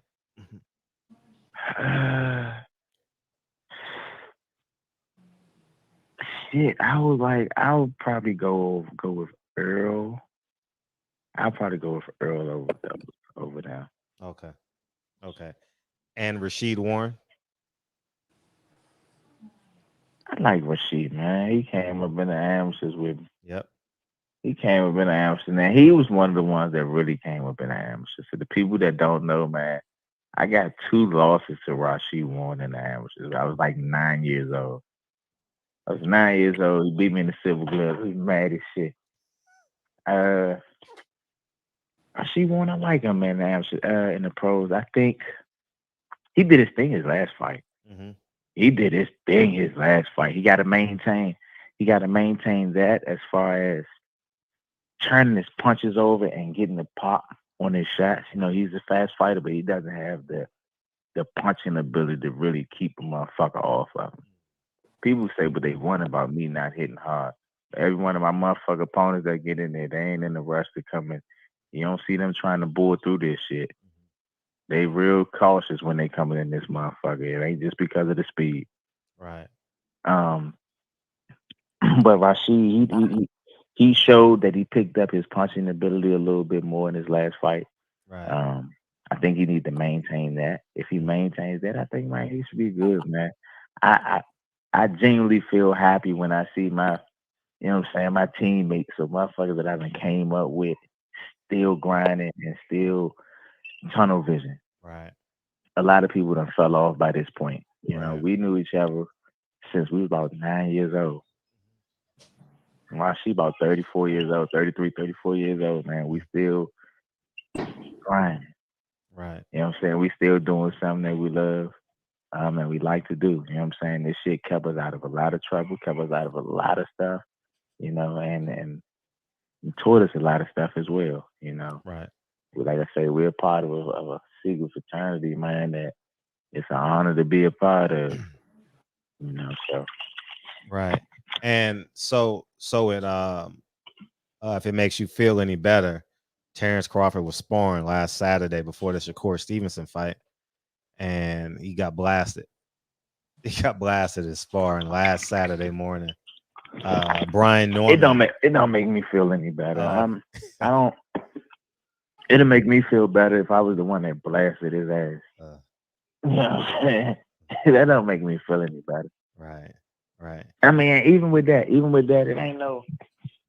Realistically, it really ain't even no bad blood with Terrence. He got out of line. He got punched in the fucking face. If he get out of line again, he'll get punched the fucking face in again. And he'll get punched the fucking in the face again. You know, but I'm over it. It is what it is. It is what it is. I still want to fight him though. Right. Just because. Right. But ultimately, he's another one that came up in the amateurs with me. And I never want one of our people to be down. I think it's cool as fuck for us all, for any of the people that came up in my era, you know what I'm saying, to still be competing right now. It speaks volumes on who we are and how we are as individuals, to be how diligent we are. Right. You know, to still be maintaining, and not just maintaining, but a lot of us is still at the top of our peak, Right. still at the top of our class. Right. We still at the top of our shit. So that shit matters, you know. So it's cool within that, you know what I mean? Like I say, I don't got too much bad blood against Terrence. You know what I'm saying? I'm glad he's in a position to make money for himself and support himself, support his family, and etc. Just watch him off when you're talking to me. You know what I'm saying? That's all. Has there been any conversation with you and Chris Colbert? Has it been any? Yeah, in terms of fighting. In terms of fighting. Between me and him? Yeah. Me and him hasn't talked personally about. Well, you know what? We did say something personally about. I was trying to fight. I was saying something about. No. I was saying something about Leo in one of my interviews, and he was right there, and they was asking, "Well, Leo won't fight you," and Chris Colbert's like, "Well, if they give me $1 million, I'll fight you." I'm like, "Shit, you can get it too." You know what I'm saying? You can get it too. This was about a year or so back. But shit, that's a fight we'll take too. We'll take that fight too. We'll take that fight too. We'll take that fight too. He actually owed me some money, so if he listening, when you see me, I need that, Shawty. He actually owed me some money. Oh, okay, good. Kyle, go ahead. What's up, Kyle? What's going on, Gary, man? Appreciate you for stopping through the shop. Man, I appreciate it, man. Appreciate the love. Now listen, I had a conversation with Abdul Mares, and he threw some. Oh my God! I'm gonna hit you with that before you even start, but go ahead. he threw some smut at your name, and he said that you the problem on why these fights ain't happened.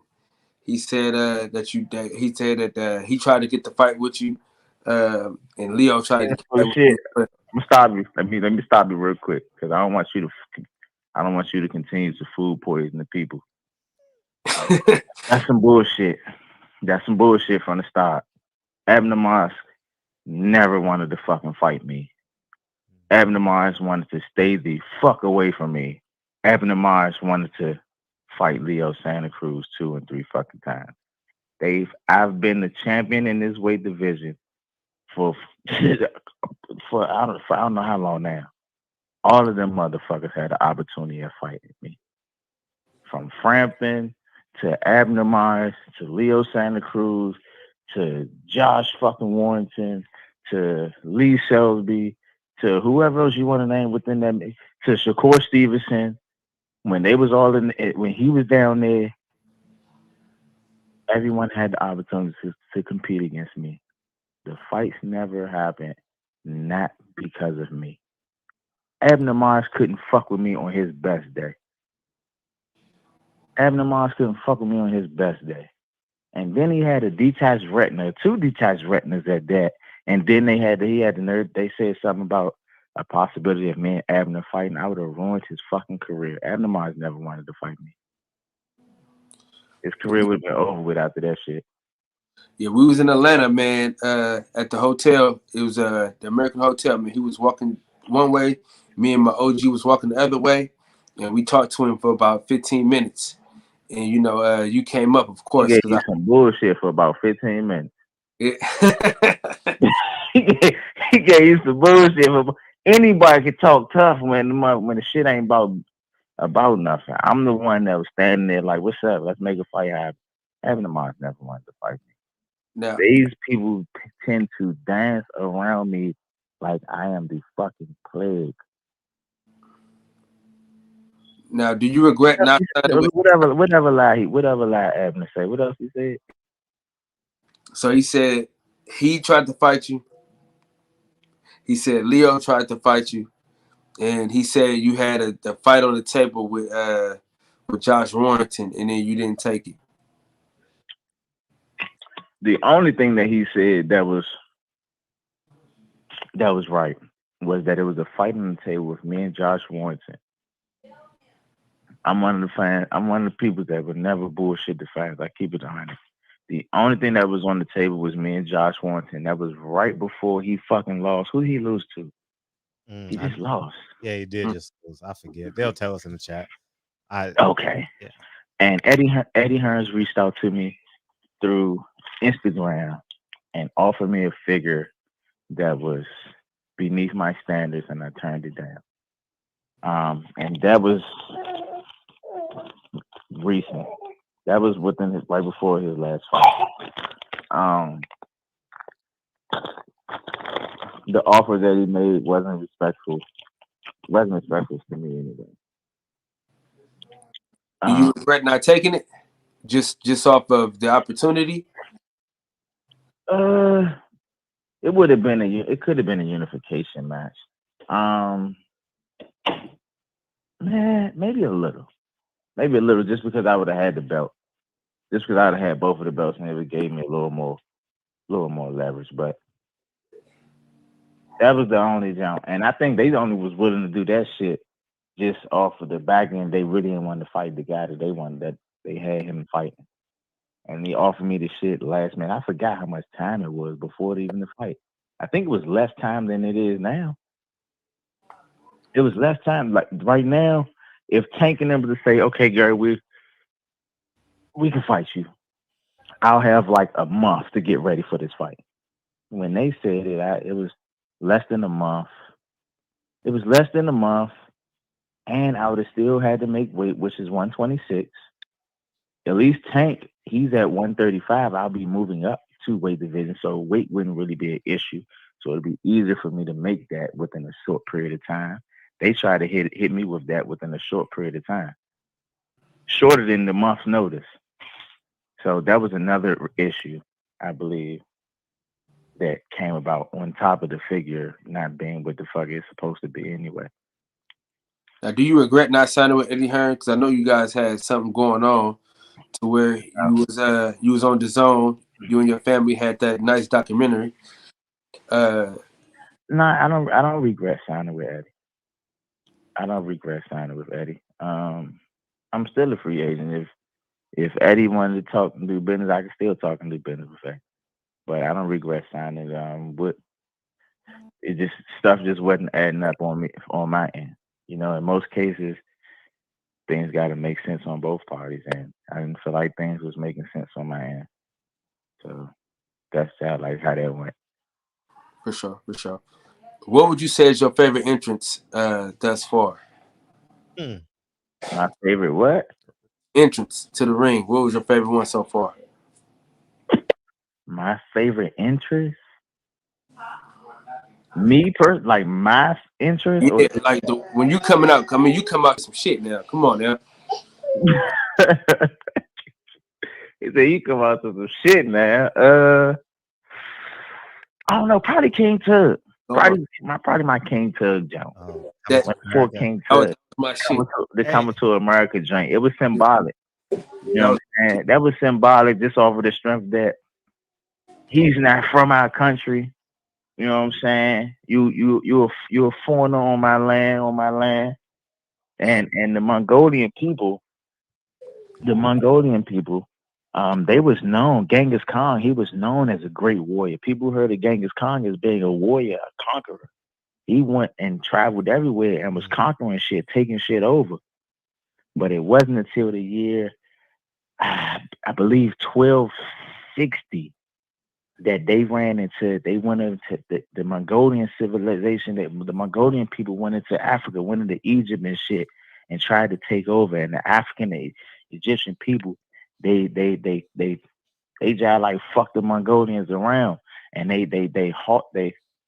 stopped the full progression of the whole Western civilization for a minute behind that, because the Mongolian people couldn't fuck with us. On that particular night, history was going to repeat itself when I fought King Tug.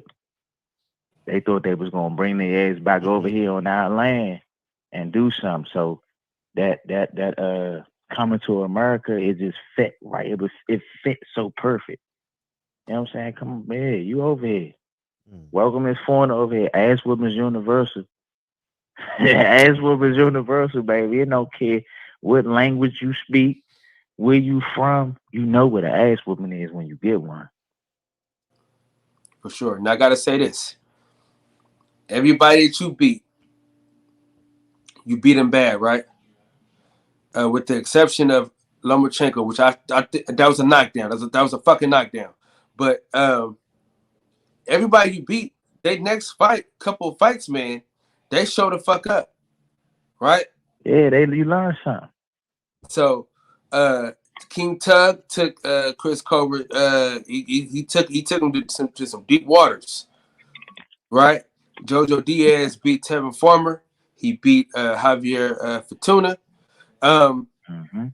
What can we do as fans for you to get your just due? Is it what is there to do? You know what I mean? I think that I think y'all have a voice. Understand your voice. Right.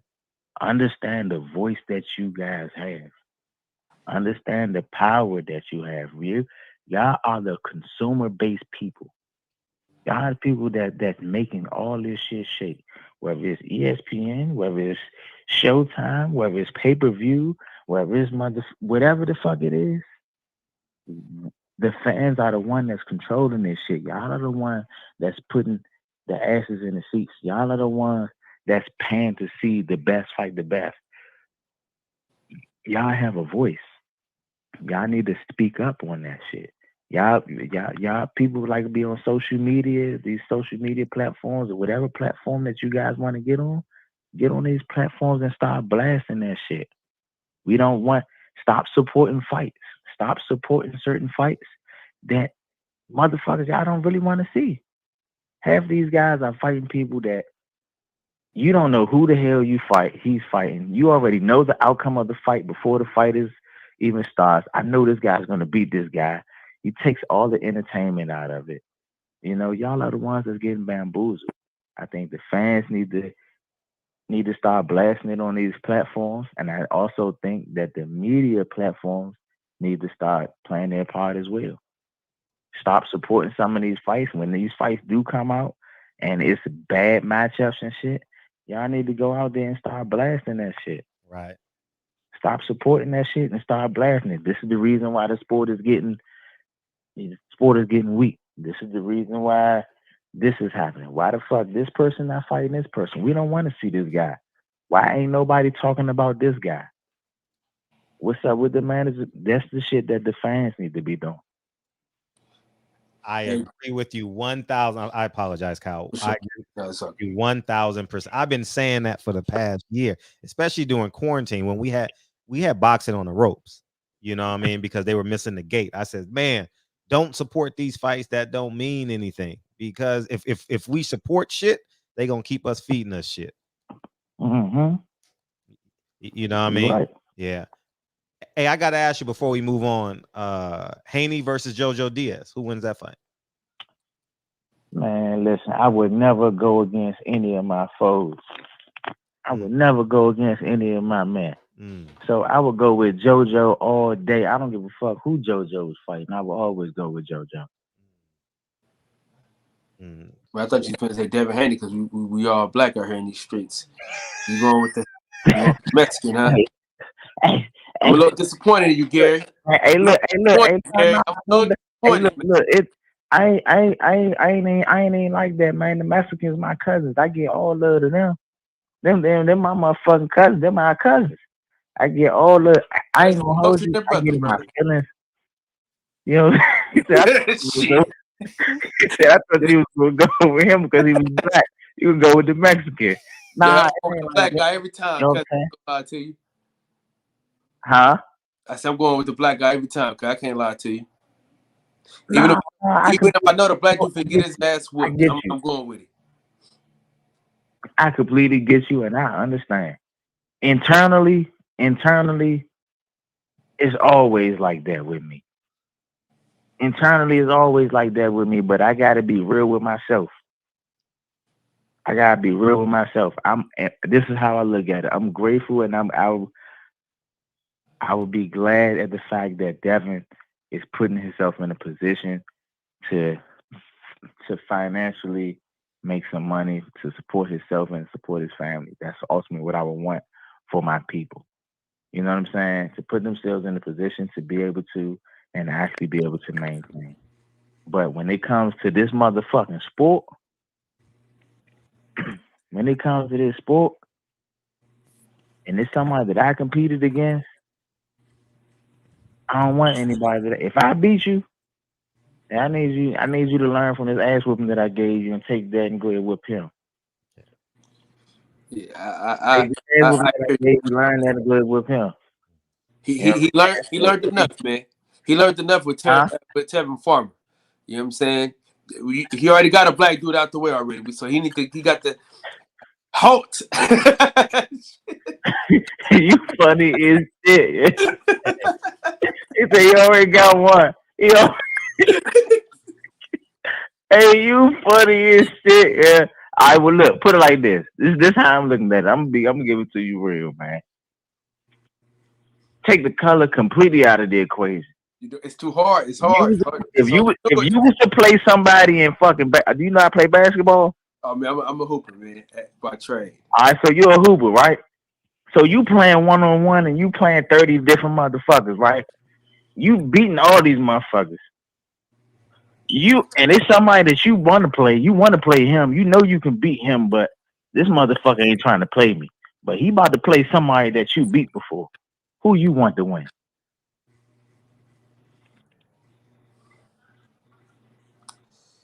I would. It depends, man. See, when you take the color out of it, I feel you.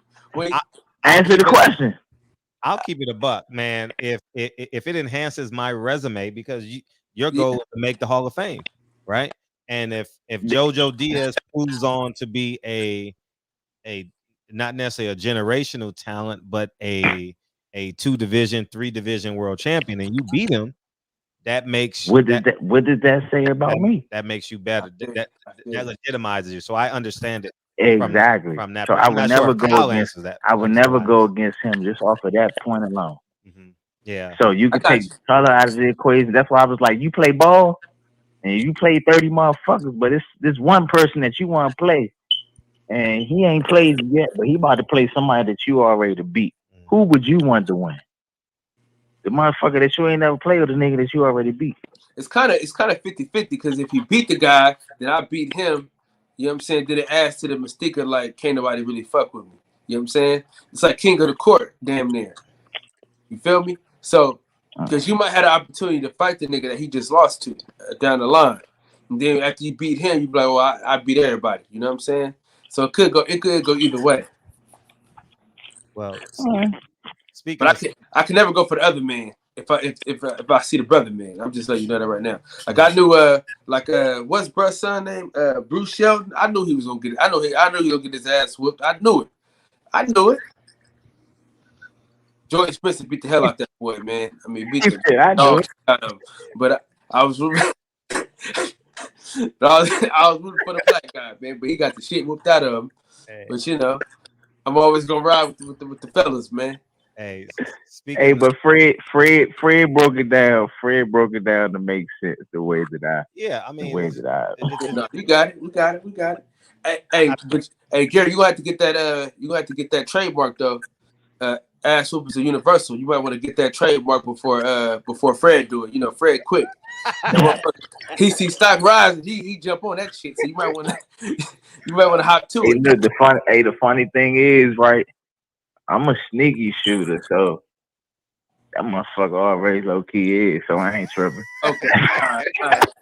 Hey, we need more merch from you too. By the way, we do. Listen, this is the one thing. My one knock on the Russell family is we don't got no merch. That's my one knock.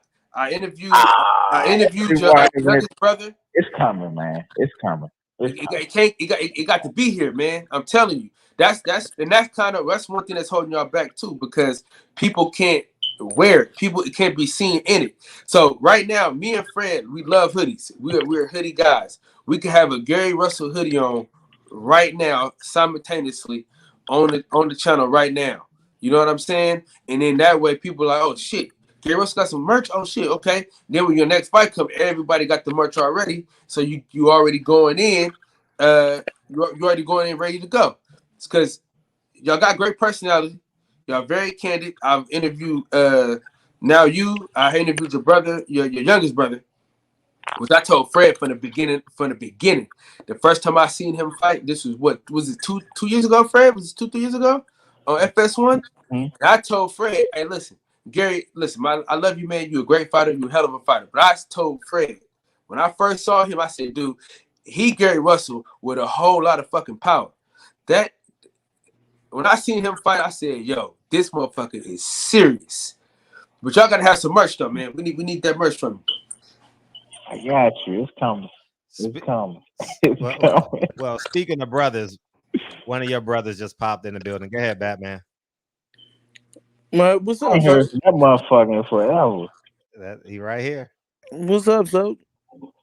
What's up, man? Ain't nothing. Cool. Yeah, man. What you think, man? These niggas ain't gonna stop acting like some bitches, so they go jump out there and let this work happen, man. Man, I want to ask you this. I got a couple questions for you, man. What's up?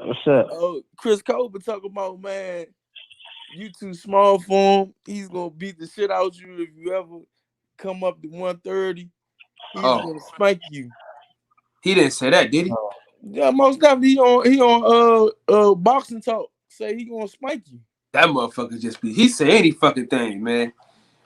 Oh yeah, you hear that? You hear what the other fans say? He say anything. I'm glad he said that because I'm still in his pocket. Shorty owed me some money anyway. So when I see him, I need that, y'all. Since you talking about you gonna do this, that, and third, I ain't really with the he say, she say. Nah, it ain't no he say, she say. It's on wax. It ain't no he say, she say. It's on wax. He say he ain't gonna call you out because you too small. That's like bullying. But you know, when it do happen, he gonna beat the shit out of you. Well, you know, everybody's entitled to their opinion, man. Hopefully it manifests. Hopefully this shit manifests, because now his little ass is on the chopping block. He wasn't nobody that was actually really on the radar, but he can get his ass up on it. Yeah, he about to fight for his belt, so he gotta be on your radar. You know you done fucked up, right? You know you done fucked up, You right? fucked up. You funny as shit. Man. Yeah, Listen, and to be honest with you, he did all right. He did all right with Tug. nah, hell no. Don't try that. Nah, hell no. No, none of that fake humble shit. Listen, if we talk about who did that nigga dirtier, listen, he struggled. Tug hit him with some shit, and we was lightweight scared. You know what I'm saying? Who was scared? I want that nigga knocked out. Who was scared? Hey, yeah, that nigga's funny. I ain't He even said, go. nah, he struggled. I wanted. Yeah, man. I Yeah, wanted him count 12. That's what I wanted to see. Yeah, he didn't do what he claimed he always do. Like he was talking that shit with Shakur, like he gonna get. That's what I was about to say. I was about to say, well, you can look at common opponents, and the most recent will be Tug. My shit was much more easier, much more cleaner, and etc. He definitely did struggle, but I still thought he did all right in that fight.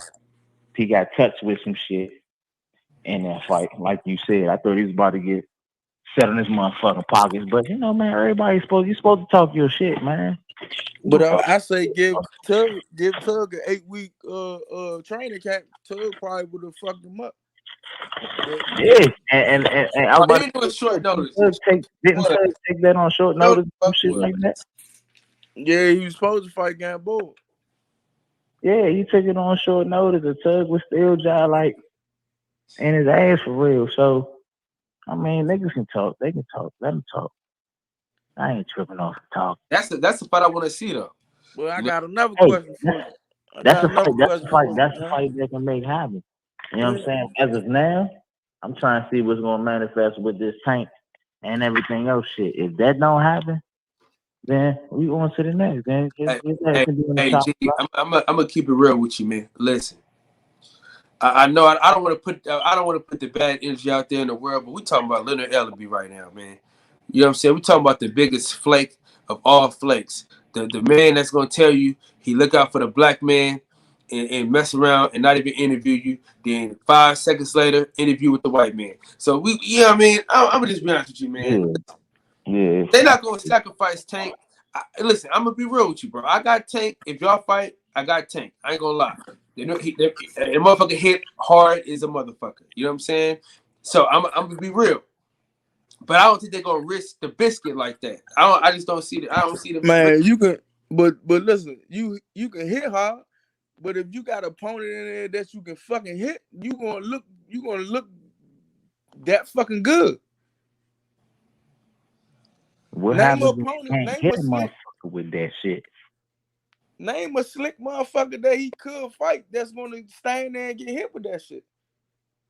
In the words of the great philosopher, Deontay the Bronze Bomber Wilder, he only got to be perfect for 2 seconds. That's all I'm saying. That's all I'm saying, fellas.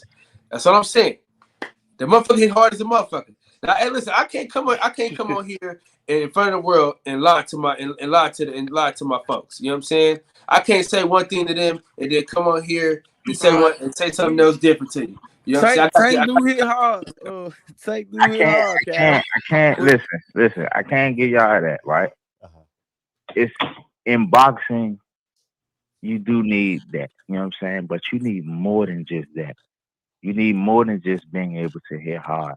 Now, basically what you're looking at, you're just looking at the odds. What's the odds of this motherfucker closing his eyes and just winging the punch and getting lucky? If that's what you're looking at, if that's what you banking this shit on, then you might want to check the odds out, because I'm one of them type of people. You don't really see me. How often do you really see me get hit in fights? They don't even. My defense so motherfucking nice. They don't even talk about my defense. They don't even talk about me not getting hit. They just don't see me getting hit with shit. They got to give motherfuckers credit for throwing body shots. Who the fuck gives credit for throwing body shots unless you dropping the motherfucker with a body shot, or you stopping the person with it? Canelo out. Yeah, or some shit like that. You know what I'm saying? Unless you really dropping the motherfucker with it. Like, come on, bro. No, I'm just saying that's who they give when he in a tough fight. They give him recognition for They gotta body look. shots They when you gotta look can't. for something to give them recognition of. Yeah, but Now, even in the JoJo Diaz fight with you, everybody keep on saying that was a fucking tough fight. JoJo, that was not a tough fight. nah, that shit was. We made that shit easy. That shit Made that shit easy. But what I'm saying to old boy is like boxing. You know what I'm saying, motherfuckers get hit. You want to eliminate the room for error as much as possible. You know what I'm saying? I believe that we do that very well. We do that a lot better than a lot of other people in the sport of boxing. Now, another thing that you have to take into consideration is he's not the only motherfucker in there throwing with punches and with fucking arms. You got to take into consideration that he's gonna be in there with a motherfucker that's sending this shit back at his ass. It ain't like I'm a motherfucking Joe Blow. I'm sitting here. I ain't punching. I'm just blocking. Nah, I'm one of them motherfuckers that's gonna throw 2 or 3, and when you attempt to throw yours, I'm gonna catch one. I'm gonna catch yours, and I'm gonna fire this shit back simultaneously. He getting in there with motherfuckers that ain't even attempting to punch back. They might throw some punches, but they gonna ball up when they start getting hit. I'm finding this shit in the mix of some shit. It's different. It's different. It's different when you in there with a motherfucker that's really fighting versus a motherfucker that shit hit different. Oh yeah, like I want to see it. Hey, listen, I want to see it. I want to see it. Listen. You in a barbershop. You in a barbershop. You been supporting this for years now. So I'm gonna be rooting for you. I'm just being honest. If I ain't being honest, then I admire your honesty. I admire your honesty. You know what I'm saying? That's this the shit right here that keep the sport thriving.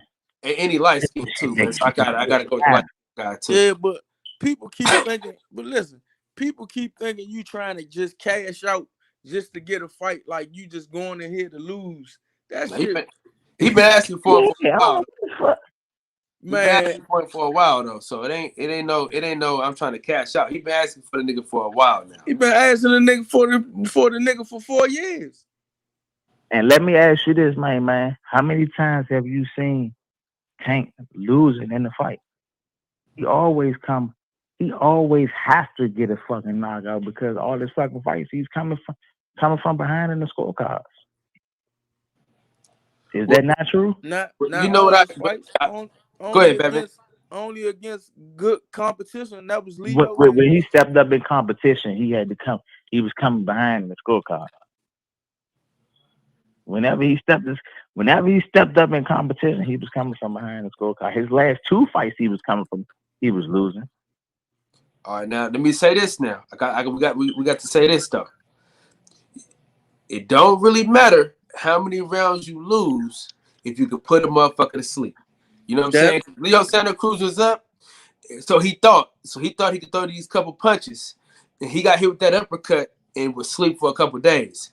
You know what I'm saying? Mario Barrios, I don't think Mario Barrios was up. I was at that fight. I was up close and personal, and I don't think that he was up like Al Bernstein and niggas say he was. You dig what I'm saying? They be bullshit anyway because they done had you down before on some nut shit. So what I'm saying is I look at the fight differently. I think you can give some rounds up just to kind of figure somebody out, and once you got them, it's a wrap. Like people say a lot of shit about Deontay Wilder, but yeah, I could lose some rounds. But if I've set something up and I get you with it, shit. I mean, you know what I mean? We ain't talking about Deontay. We talking about Tank. It's the same difference. They both knockout artists. They both set some shit up. They both take lose rounds. Deontay is not getting put in there with people that you are selecting because you think he can win. It's a difference. Yeah, that's a big factor. Y'all might have a point, but I'm saying the niggas that get in there with them, they don't come out. They don't come out upright on their feet. That's for damn sure. Man, let me start making tailor-made fights for Antoine Russell and talking about he's the greatest. Come on, man. Put him in there with somebody that you can say, man, at the end of the day, if he do get a knockout, damn, he knocked a hell of a motherfucker out. Damn, he had to work for that knockout. Or when he is in there with somebody and they go 12 rounds, He was in the 12-round fight. What person that you pick that when they pick fights for him that say, oh, he gonna be in this fight. This a 50-50 or 60-40 fight. Never. They never put him in there with anybody that was, you know what I'm saying, that had that motherfucking shit. They never put him in there with a fight with a fighter that could give him any sorts of resistance. They pick and choose who they want these guys to fight. And they pick Mario Barrios off the fact that the 9-0 fighter beat him for real. It was a fighter that was 7-0 who fought Mario Barrios 2 fights before that beat him. Knocked him down. Oh yeah, I was at that fight, the Earl Spence fight versus Sean Porter. Yeah, that was a hell of a fight. That's why Mario Barrios got the fight with Tank Davis, because he looked beatable. Come on, man. It's just, I mean, Tank is a hell of a talent, man. He's a hell of a talent. Now let's see him against talent. Let's see him against the Gary Russell's. Put him up there against another hell of a talent, and let's see how this shit play out. The Devin Haney's, who else? They tried to steal JoJo Diaz from Devin Haney right now. I think that's some bullshit. That is some bullshit though, because I think it's too many fights at 130 for them to try to snatch up fucking JoJo Diaz. You know what I'm saying? No, you should go get the champion. Devin Haney's the champion, so that tells you they picking and choosing who the fuck they want to fight. Right. That shows that they picking and choosing. They not trying to put them in there with the next best motherfucker or put them in there with a motherfucker that they feel as though is evenly matched. They want to stack the deck. Right. And the fans are getting bamboozled because you putting them in there with motherfuckers that you know the fuck he gonna beat. You expect him to beat this motherfucker. You expect him to knock this nigga out. Put him in there with a motherfucker like, hey man, I don't know about this. Now this fight right here, now this a real motherfucking fight. And you ain't seen them motherfuckers in there with them type of fights. They not putting them in there. Now, do you think he's mad? That's why I mad. I said they handling Tank career like a fragile package on Amazon. Oh, he's definitely in bubble wrap. Oh, for sure. Guaranteed bubble wrap. Like A1 bubble wrap. Mm-hmm. Yeah, Kyle. Now, do you think he's talented enough to beat these guys? Or do you think that Mayweather is too scared? Like, what do you think? Do y'all think it's a Tank thing, or do y'all think that it's a Floyd? It's a Mayweather thing. It's a promoter thing. I think it could be a promotional thing. I think Tank could be willing to fight. I think he'll be willing to fight. But I think that he still has his slight questions behind it. But he'll be willing to fight. I think he gonna be willing to save face for himself and for his peoples. Man, I know Tank. Listen, I know some of these guys. I know Tank will fight, but let's be real. He get into it with anybody that talks shit about him, but one person. That's the man that's on the other end of this phone. Every time this man say something about that man don't say shit back. Even when Fred put the fucking camera in his face and said Gary Russell said this, he just said, I'm from Baltimore. He ain't say nothing else. I'm from Baltimore. What the fuck that's supposed to mean? Nigga, you don't even be in Baltimore, nigga. You got to get out your city. You don't move around in your city. Stop this shit. Man, and like I said, I knew Tank for years since he was a kid. Him and Antoine, they moved him around my little brother in the amateurs. Come on, man. Stop this shit, man. Every time we used to be at one of these events, Dad would be like, man, hey, Calvin, man, what's up with Shawty? Oh, he already matched up, G. He already matched up, G. Man, we'll see you next time. Come on, man. Stop this shit, man. I know them niggas, man.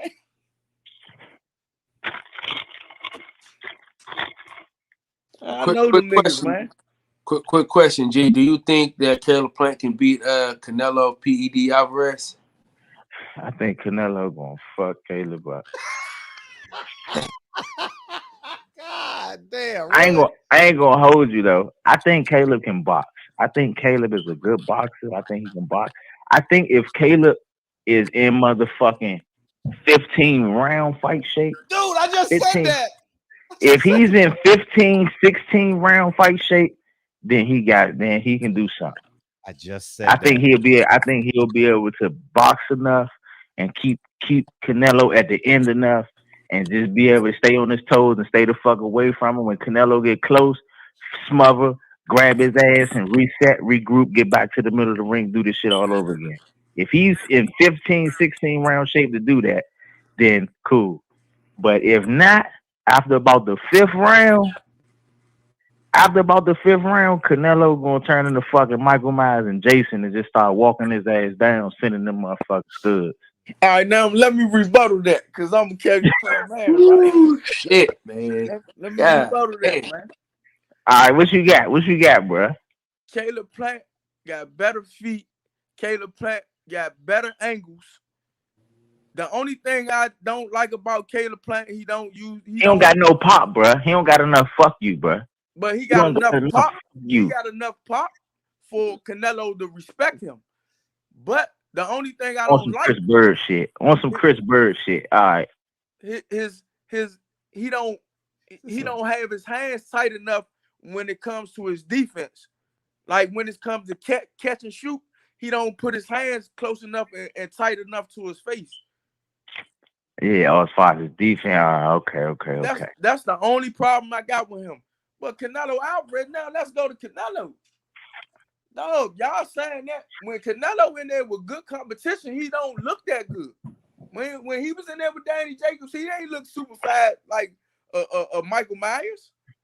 When he was against Triple G, somebody that's really going to take it to him or really going to be there to fight, he didn't look that good.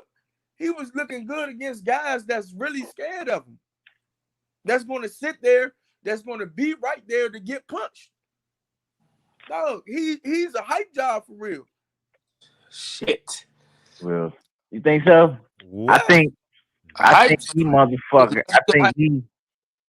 You can call him a hype job. You can call him. I'm gonna go with pretty much how what old boy was saying about Tank.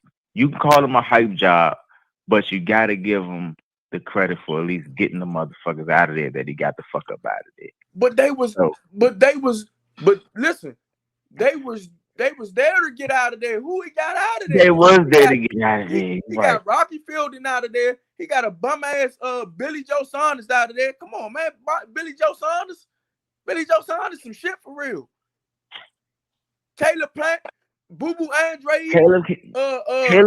Caleb can box. He got to be in shape, bro. Yes. He better be in motherfucking 15-round shape. 15 to 16-round shape. If not, I still see Canelo being stronger and hitting hard enough to being able to walk him down and punch holes through whatever the fuck his defense is. But tell me a person, Algie Yundum, a person he was supposed to knock out, Rocky Fielding, a person he was supposed to knock out, he couldn't even stop Caleb Smith. And he was looking like Michael Myers. Come on, man. The guys that are really strong in that weight class, he couldn't stop. No, let's be real. Now he in there with a motherfucker that's not scared of him. Y'all not giving Caleb that much. He's not scared of him. I ain't say Caleb was scared of him. I said that Caleb, I can see Caleb winning this fight, but he got to be in 15, 16 round shape. He got to be able to be in shape to maintain. I can see Caleb easily winning the first 5 rounds. I think he has enough boxing ability. He has enough hand speed. He got enough ring IQ and enough movement to be able to keep Canelo wherever the fuck he want him at for at least the first 4 or 5 rounds. I'm curious to see how it's going to go after that. He got to be able to maintain that shit. The question is he going to maintain that shit? I don't think he got enough thump to be able, if Canelo feel like he's down and he's behind, fuck, I'm behind, I got to go get this motherfucker. I'm about to lock these bitches up and I'm about to just start sending this shit. Now tell me a fighter. Huh? Now tell me a fighter of caliber that he did that to. Now the Laura, the Danny Jacobs, the fucking Triple G, the who else? Even Floyd, his biggest fight he lost to a man that can't even punch. Who? His biggest fight was Floyd Mayweather. Floyd Mayweather cannot punch, but he couldn't tighten his hands up. Though. He couldn't tighten his hands up and walk Floyd down. He was in shape though. Floyd was in shape. Floyd had to be in shape to maintain it. No, Floyd ain't moved that much. Floyd was right there in front of him. Floyd was just touching his ass, and he was scared. And say it again. I said Floyd was right there in front of him. Floyd was touching his ass, and he started getting scared of getting touched cleanly, like he was getting touched. Off some Chris Bird shit. But I don't got Canelo. I don't have Caleb standing there in the motherfucking pocket with fucking Canelo. He did it with I don't have. He did it with Usagi, whatever the fuck his name is. And Usagi is a hard puncher than Canelo Alvarez. Naturally.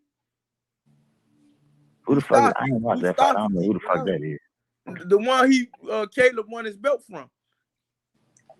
He's a naturally puncher than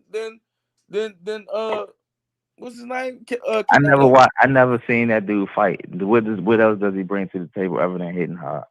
That's it. Oh, okay. So I mean, yeah, I don't motherfucking know. Man, but I can't tell you this. That'd be in my if you can move, he don't bring that much to me. He don't bring. Look at the Laura fight. Laura moved, outboxed the shit out of him. That goes back into being in conditioning. He has to be in 15 to 16 round fight shape. If he's in shape to be able to box, I'm not going against anything that you're saying. I'm just saying if he's not in motherfucking 15, 16 round shape and able to maintain that shit, on the back end of that fight, shit gonna get ugly. Right. Man, I want to see. I'm going for my country, man. Fuck Canelo Alvarez. He's a fucking cheater. Fuck that fucking Mexican. I don't think he's Mexican for real. I don't think he's Mexican. I think he was born white. I don't think he's Mexican for real. Y'all funny as shit, yeah. He Mexican mixed with Irish. Oh, well. I think he's all Irish, cuz. Come on, man. I ain't gonna lie, cuz I ain't never seen a Mexican with that kind of hair in my life. And he hella pale. Y'all, hey, I don't know if y'all niggas watch wrestling or not. Yeah, I know y'all got kids and shit. It's a nigga named Sheamus. They the same fucking complexion, same hair color and everything, dog. Yeah, but his father was white, his mother was Mexican, but he took his father side of the family. But you know, it is what it is, man. The man to cheat, but like in this fight, he got an 8-week drug testing. It's no more 4 weeks. Keep on giving his opponents 4 weeks and all this bullshit. He gonna look regular. Watch. We gonna see. We 5-6 days away. We gonna see. When the fight? Saturday, November the 6th. Now, Gary, I got the rebuttal something you said earlier. November 6th. I'm damn sure gonna come in on that. Now, I got the box though. I ain't gonna hold. You know, it was so funny. Yeah, it was so funny. I was on the phone with Marcus, and Marcus was like, "Marcus is funny, man." He was like, "Yeah, man, I'm out talking to Caleb." And this is the thing though. Caleb, cool. I like Caleb. He's like, "Man, I'm talking to Caleb, man. You know, he's like the white Gary Russell." I said, "Oh, nah, he's not the white Gary Russell. It's only me." He's funny as shit. But he said that off of the strength of one of Caleb's fights. Caleb can fucking box. I don't take away from his credibility of him boxing. I think he's a good fucking boxer. I think he wanted to. I would put him on. I think I added him on one of the pound for pound lists. I think I did put him on that. Oh, I got him number 10 on mine. I can see him. He's the only one that brings brings a little swag to this shit. But I don't think he got the pop. He gonna have to prove that shit to me. he gonna have to prove it to me. Like he gonna have to be in 15 round shape, and I want to see what happens after about the 5th, 6th round. Now I got the rebuttal something you said earlier, man. Sean Porter, I know that's your man. I know y'all's roommates and shit like that, but he going to bed, man. He getting stopped. Bud is gonna stop that. Who you got between Sean and Crawford? I don't know if you can see my hoodie. It says Steven So-Called Nelson. You know, we're trained to go, so you already know I'm Team Bud on this one for sure. This is easy. This is easy pickings. Man, you talk, hey, brother, you talking to the wrong guy, man. He don't like Sean Porter nothing. He don't like the way Sean dress. He don't like the way Sean eat breakfast in the morning. Hey, he don't like tell him, Batman. Tell him, Batman. Tell him. Listen. Matter of fact, he had. Did you see his outfit he had on yesterday? Nah. Hey, you funny as shit, yo. Man, the worst fucking outfit, man. I mean, bro. You. He can't be a millionaire because daddy got half his money. But what I'm saying is, oh my God, you funny as shit. No, you got to change it. You got to get dressed up, man. That outfit was terrible. He got to wear sleeves, bro. Like, bro, you got on a button-up vest with no shirt on, man. Do us a favor, man. Dude, this dude is terrible, bro. And his hat selection is absolutely awful. And his daddy had a bad outfit on too yesterday. It looked like a goddamn suede couch. Hey, y'all niggas funny as shit. You funny, Carl. You funny. I'm just saying, man. Listen, the nigga going to sleep. For all the bad outfits he's ever worn, it's all gonna come crashing down November 20th. I'm telling you right now. Listen, man. He is the Buffalo Bills. He's the Orlando Magic. You know what I mean?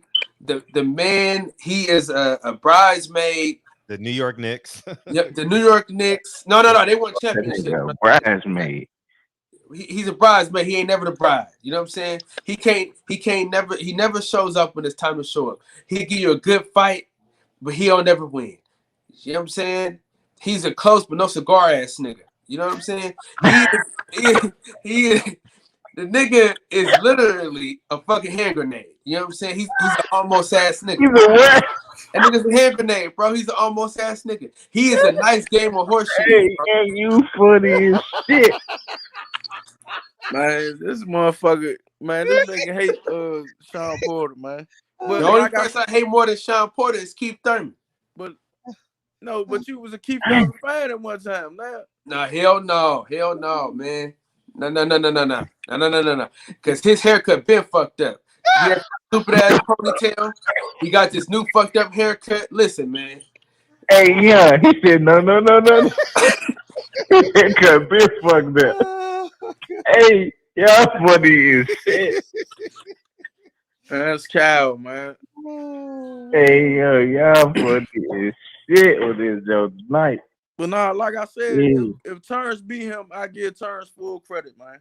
I give him his full credit. I feel the same way. If Terrence beat him, I give him more credit. This is first dog that's in front of him. So I definitely give him credit for it. Hey, well, you might as well go ahead and sign your debit card because you're going to have to give him that credit. That's for damn sure because he putting that boy away. Now listen, we can do this.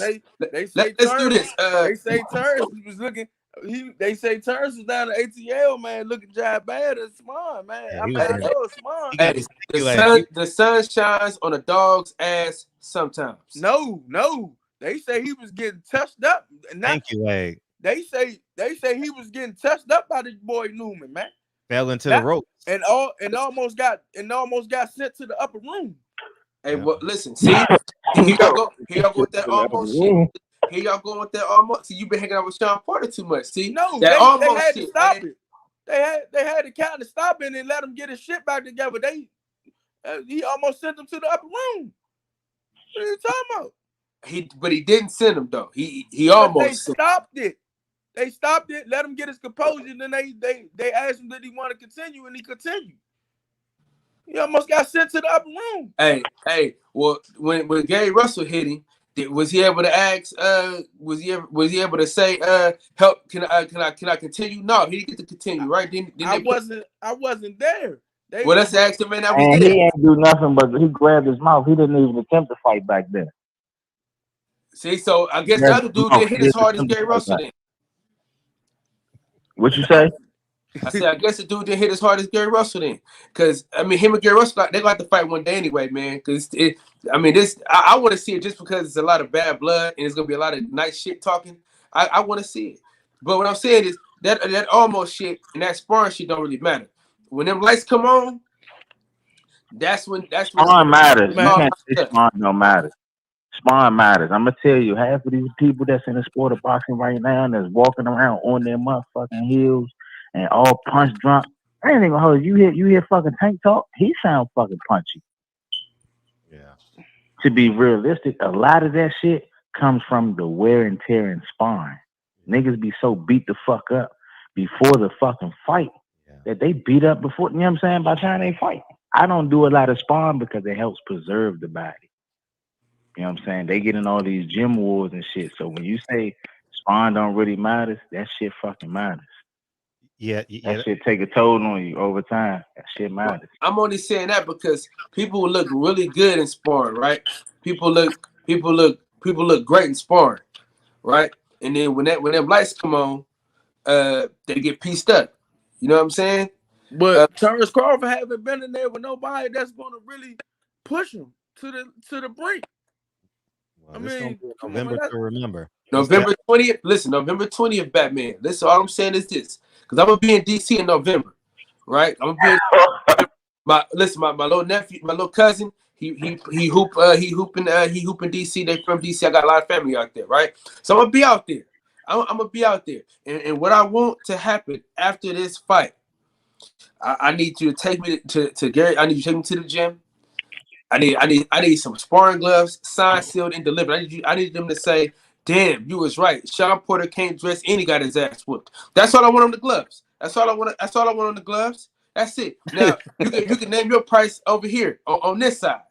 But I don't need no price. no, I'm talking about Gary Russell. I'm just saying, he can name his price. I just name mine. All he gotta do is write on the gloves. Damn, you was right. The nigga can't dress and he got his ass whooped. That's all I'm saying. That's all I need him to put on the gloves. I can hang them up in my. You see, I got the showcase. I got the the cases and all that. That's all I need. You know what I'm saying? That's all I need. That's all I ask for. Do we got a deal? All right. I gotta come up with a wager, man. I gotta come up with a wager on that. Let me think of something. I'm definitely going with Sean on this. Hey, listen. If you want to be wrong, go ahead and be wrong. But I'm saying, let's be wrong. Let you be wrong with me though, so I can get some nutters. Because I'm just looking forward to. You know what I mean? You might as well bet on wax. Because you got Sean Porter. You got him. You know what I'm saying? Now, don't get me wrong. I do believe that Terrence is a better. He has the basic down pat better than Sean Porter. I think he's a better boxer than Sean Porter. I think he's a better boxer than Sean Porter. I will give him that. But I think the tenacity in which that Sean is going to bring isn't going to give him the time to be able to do what the fuck he's comfortable doing. Or it's going to just make him completely uncomfortable in the environment in which that he's in. Most motherfuckers are only good in their particular element. Sean is going to not put him in that fucking element. Sean not going to give him the opportunity to be in a comfortable place. Man, Sean ain't had a knockdown or a knockout in 4.5 years. And he don't fucking have to. He's corralled the motherfucker. Sean wins by making motherfuckers uncomfortable. Sean gets fights by making people uncomfortable, by not letting them get into their rhythm. By, you know what I'm saying? Most people, they only good in certain elements. They're a good boxer, or they're good at this, or they're good at that. They can't do the same shit and turn that shit over in my inside game. You know what I'm saying? Just because a motherfucker good on the outside don't mean a nigga good on the inside. Let me see you do all of this shit good. Then we got something different. Sean forces people to be outside of their fucking comfort zone. And motherfuckers don't know how to control that The motherfuckers don't understand that controlled chaos. Yeah. How to be able to actually weather the storm. How to embrace that shit when the motherfucker come in. I ain't got to do all that running. I'm gonna sit right here. I'm gonna lean up with you. You can come wing. I'm gonna go ahead turn, and while you turn, I'm gonna start sticking this shit underneath. I'm gonna start poking holes. Right. But I'm just as comfortable in that element. Right. Terrence is not gonna be comfortable in that element. When Sean start bringing motherfucking pressure, Terrence is gonna be trying to get the fuck out of the way, trying to keep distance, trying to keep Sean away from him, he's trying to fight off a fucking cat or something. He was trying to keep him the fuck all away from him. What happens when he gets there? Is he gonna be comfortable enough to be able to still bring that shit? Or is he just hoping to try to catch him while he coming in? Right. You know what I'm saying? That's the shit that's gonna matter. He could probably catch Sean while he coming in with something. It could happen. You know what I'm saying? It's boxing. Yeah. Anything possible, but yeah. I'm all in. I'm looking forward to this shit. I don't got Terrence doing it. All right. We got two more questions from people. Is that cool? Two more and demons. Yeah. We good. Hey, look, I'm in the house cleaning up, man. We good. Okay, good. Jean Lejeune says Box Rec is inactive. Has you inactive? How do you fix that discrepancy? I don't pay none of that shit. No mind, for real. Okay, gotcha. I don't know. Okay. I'm also not on the Time for Town list either. Right. You know what I'm saying? So, Mr. TY, what's up? You got a question? Mr. TY. Hey, peace, fellas. What's going on? Hey, what's up? Hey, what's going on? Hey, hold on. I'm trying to cut this off real quick. Sorry about that. Damn. Oh, you about to be crying. This nigga Nah, I was listening to something. Yo, Gary Russell Jr., your salute, champ. Man, what's up, Big House? How you feeling? Man, I can't even tell you, man. I've had 101 debates about you, brother. I'm glad to get to share the airways with you. Yo, man, hopefully it was on my side. Oh man, I'm a supporter, brother, from way back. So yo, I'm gonna bring up something. I'm not sure if you've done talking about it, but a few of those dozen conversations I had was about the Lomachenko fight. You know, a lot of people who support Lomachenko, they carry that as like his greatest win.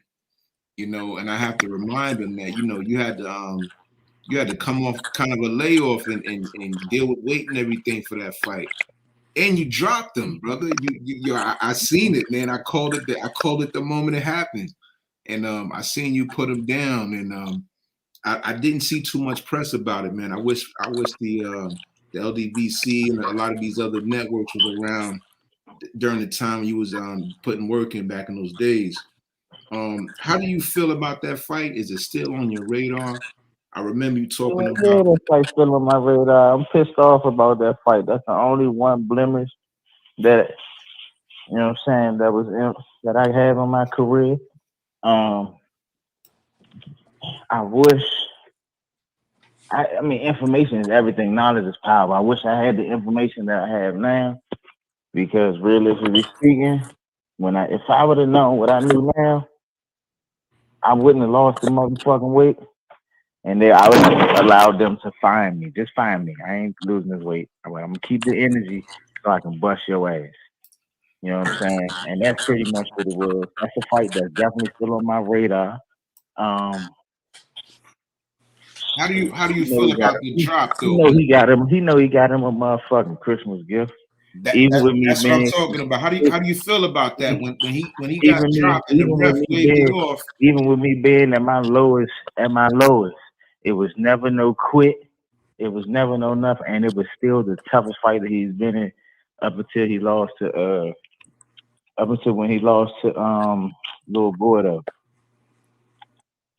So how does that look on your schedule as far as making that happen? Do you see that in the near future, later in the future? I would want that. I would want that. Somebody asked me in which order would I want it. You know what I'm saying? To be honest with you, because we already on the motherfucking topic about this Tank and him not having a fight and looking for a replacement, I would want Tank first because this is the first one that's in line. I would want Tank. After Tank, I would immediately want Leo. I mean, I want Santa Cruz. I mean, I keep saying, what's the white boy name? You just talking Loma. I immediately want Loma.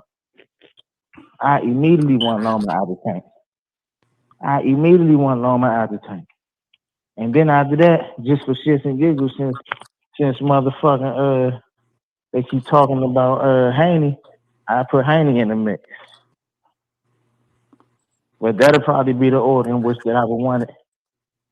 If they want to jump a fight out there right now, fuck yeah, I'll fight Loma right now. He don't got no dance partner, I don't think. I'll fight Loma right now. You know what I'm saying? But since we got this Tank thing on the line, let's get it out of the way. Now I had a title. What's up? Let's make a fight happen. Let's make this shit happen. Let's get this duo win. Yo, salute to you, Brother Russell, man. I wish you tremendous success, my dog. Freddie, the panel, salute to all of y'all, man. I don't want to hold up. Yo, Russell, man, like I said, I'm a long-time supporter, man. I believe in your work, and salute to you and the whole tribe, man. Yo, matter of fact, I would love to do an interview with you and your brothers, man. I seen a dope interview with you and your dad and your brothers. Y'all was kind of sitting on the couch. I have a fatherhood initiative, and I shared that video on my fatherhood program. This is so other dads can kind of see how y'all work. But man, salute to y'all, man. I'm gonna jump off. Thanks, Fred. Appreciate the love, man. Yes, sir. Yes, sir. All love, TY. Mr. P coming in, and then Batman and Gary and Kyle. Y'all can just wrap it up and powwow it out. Thank you, Gary, for hanging out with us too, for sure, man. Man, you know, I got you. Yeah. But why do people act like it was like it wasn't a split decision though? Man, you know, man. They needed something. I don't know, man. They want to control the narrative. And to be honest with you, nobody knew who the fuck Lomachenko was until he fought Mr. Gary Russell James. I was his coming out party. They made him something because he got a win over Mr. Gary Russell Jr. Let's be clear about this shit. Because he just lost to Salido before that. Hey, Mr. P. Oh, okay. Yeah, greetings to the panel. Hey, Mr. P. My man, Gary. What's up, Batman? Everybody. Yeah, Gary. So you know who you talking to, man. This Mr. P, man. You know, I used to train with your Uncle Tommy. Yeah, I'm the cat with that uncle. Like, matter of fact, I've been trying to find the guy that did that made that. If I get a hold of him, man, I'm gonna get one for you and your wife made.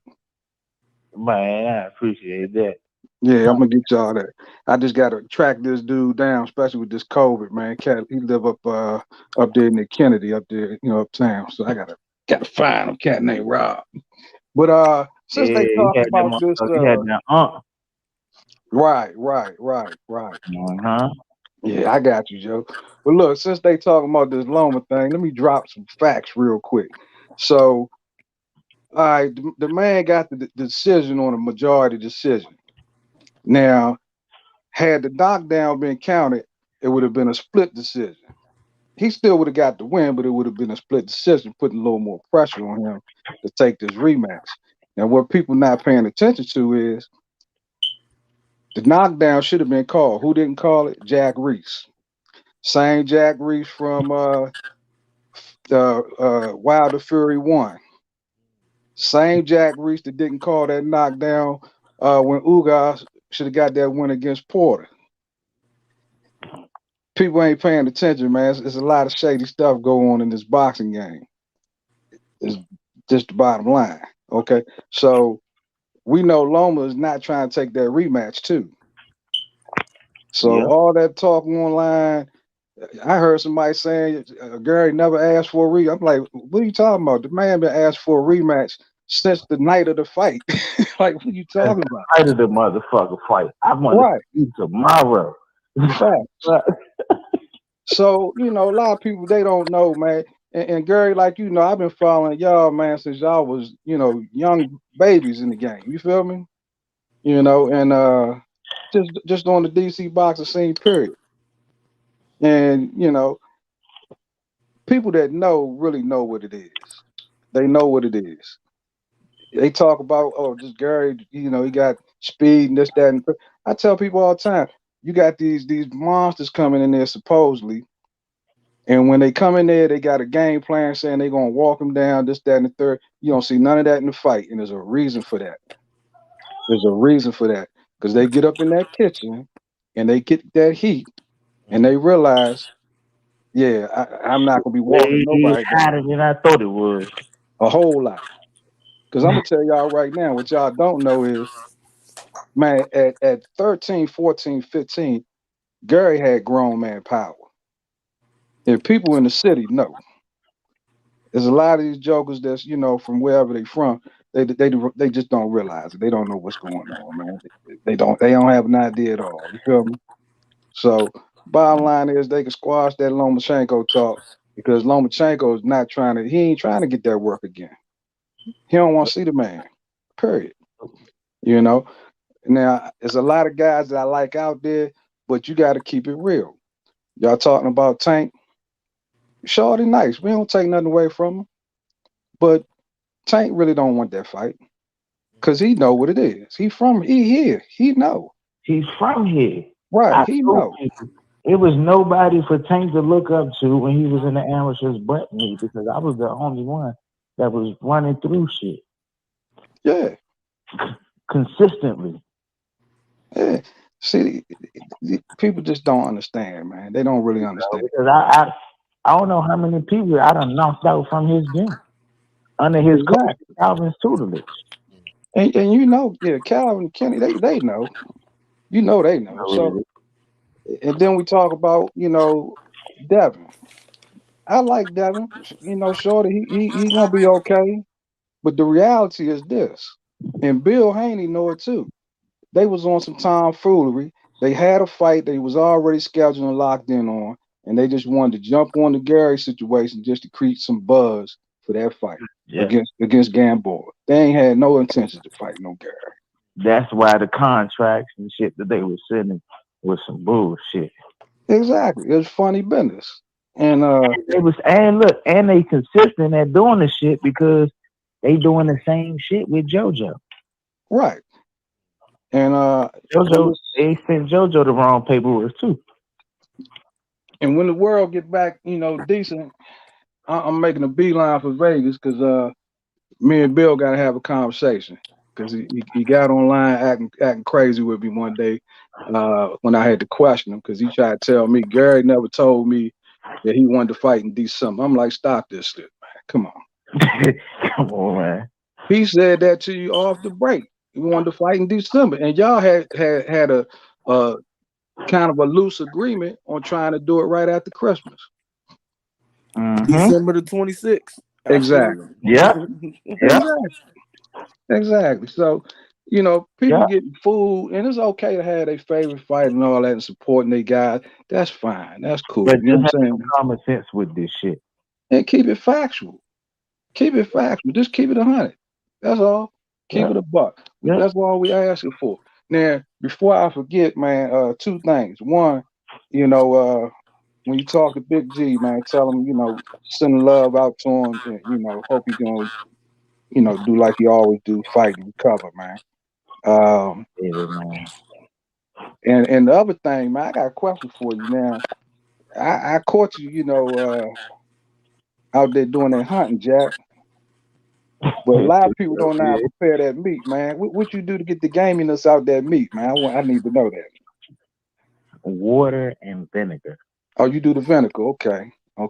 Water and vinegar. Because I know some people like to do the buttermilk and some people like to do, Yeah, but you could do water and vinegar. You just soak it in water and vinegar. That'll get you right. Hey, there we go. That's right there. That's what I'm talking about. And the thing is, it ain't even gonna taste like vinegar was in the shit. It ain't gonna taste like vinegar, and it's gonna take the gaminess out of it. And once you soak it, I'll probably soak it for about an hour and a half, about 2 hours or so. And after you soak it, then you can take it out and season it however you want to season. And tastes just like roast beef. I got you, my man. Yeah. Hey, but You can look, do I'm it on. like roast beef. I got a junk that you can cut this shit up. You can cut it up and make it like ground beef. I can make spaghetti out of this shit. I can make, you know what I'm saying, hamburgers out of it if I want to. You know what I'm saying? Right. You can grill it, all that shit. And shit. Oh, another thing too, real quick before I forget, man.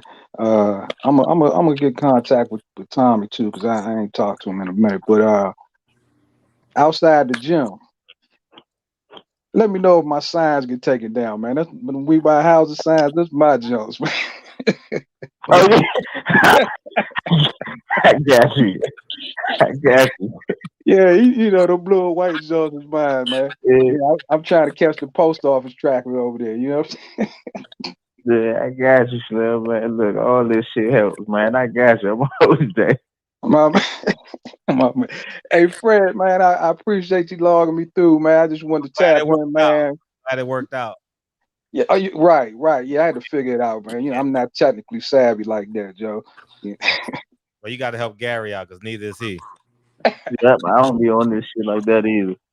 Nah, man. You know, I Like, ain't got like time you for know, that. even my little brothers or something, they got hit me to Right, right. Well, I'm sure Antoine, you know, he's a brainiac, so I know he. Antoine and Isaiah. They on it. They know how to Hey, do it. you know what? Let me ask you this, man. Why Allen won't fight, man?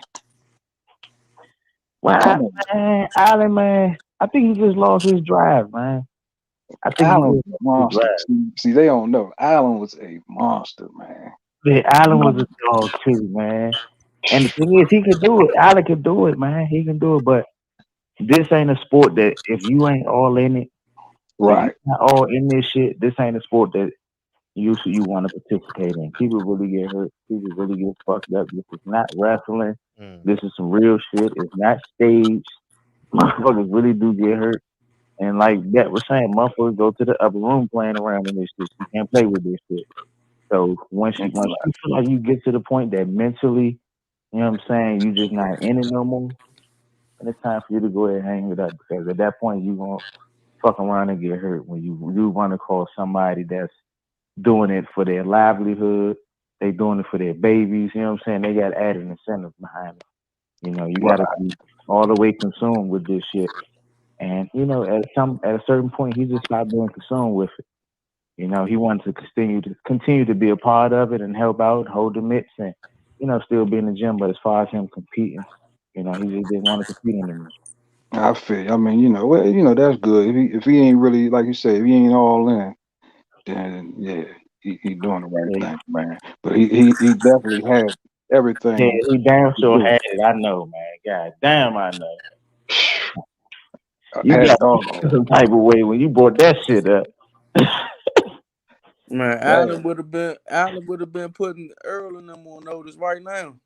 Yeah, Allen would have had Earl and everybody else on notice. for real.